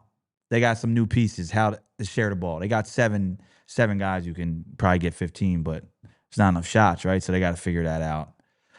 So in the Catholic League, I would say Roman, Newman, Judge, Wood in that top 4 mix. And then right after that's kind of, I would say Bonner, Carroll, you know what's nuts about Newman Goretti?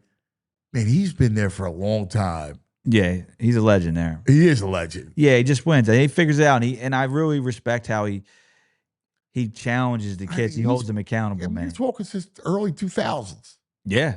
Yeah, I mean, when I was in high school, I feel like it was. They've been dominant since then. Yeah, I mean, them and Roman, I mean, title-wise, it's just crazy. They've been two just massive powers, locally and nationally. Yeah. Right, and producing big-time talent. So, yeah, really talented. There's really a lot of parity in the PCL again.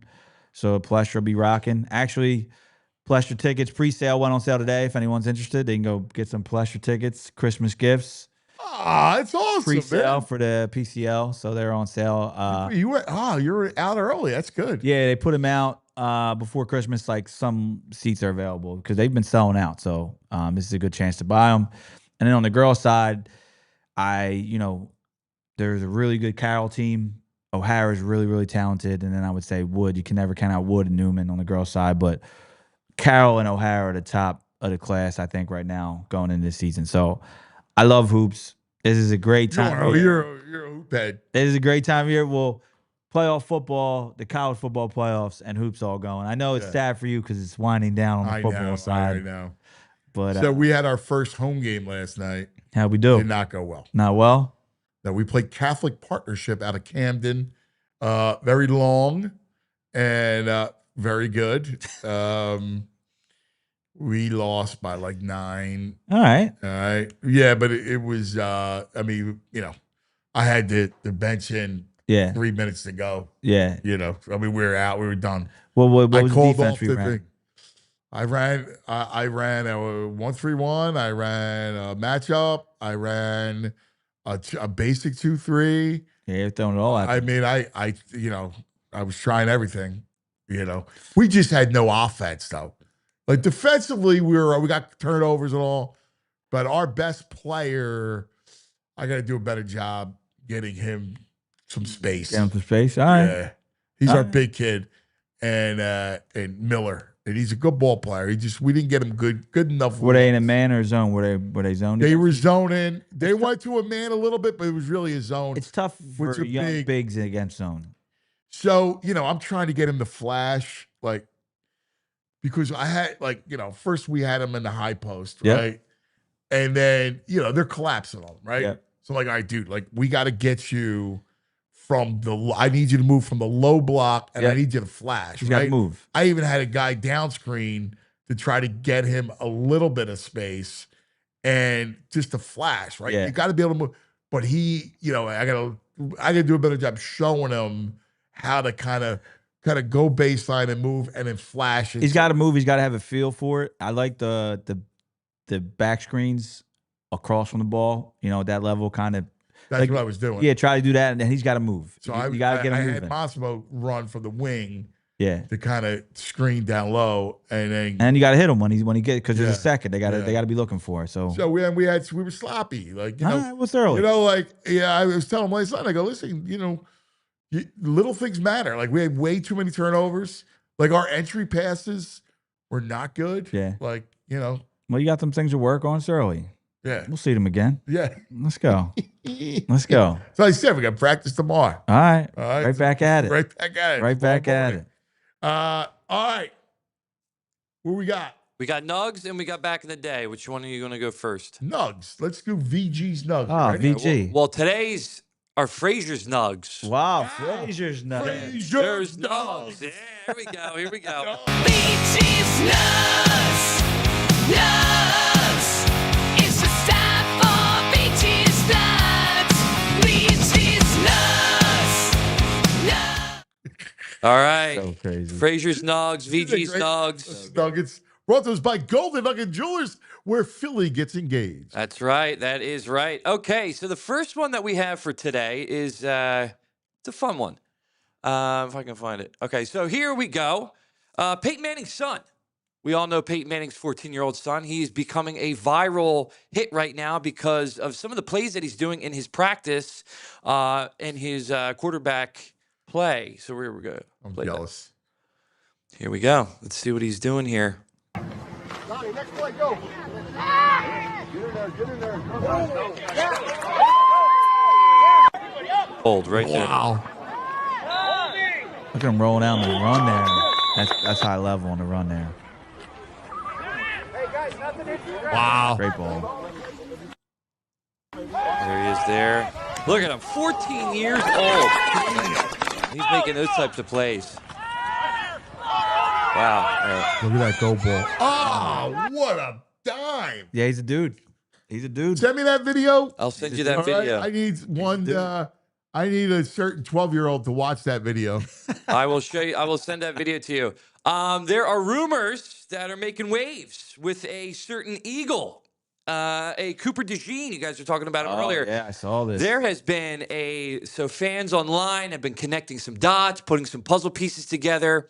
There may be a possibility that the 22-year-old Eagle, Cooper DeJean, is dating a 41-year-old WWE women's wrestler by the name of Nikki Bella. He's cougar hunting. Wow. There's been pictures of her hanging out in front of his locker. There was this picture that we're showing online right now of him with her at the preseason. There's been some videos of him cheering on her at some wrestling matches. Right. She's a big Eagles fan now. For let him have fun. Good for You him. know, for Coop. about 21 years difference there. As long as he's keep playing good, we're good. Yeah, you know, I'm always squeamish about. I never care who dudes are dating. Yeah. And I don't get involved with that. That's not for me. Nah, as long as he keeps being him on the Yeah. field, I'm good. Yeah, I'm good. same. Just, you know, Keep it up. All right, go have fun. Yeah. Dudes play got- football, you know? Yeah. And then the final nug that I Yeah. have, the final I nug get squeamish with that stuff. Yeah. The final nug here that I have is this guy in Toronto. He has run 680 miles a year. And the reason why he's doing it is because there's app that you can use. It's called Strava. And you can pretty much, you can do it for running, biking, anything that you do, physical stuff like that. It tracks what you do. So it can track like your distance, all that stuff. But anyway, he did it because of one purpose. He wanted to create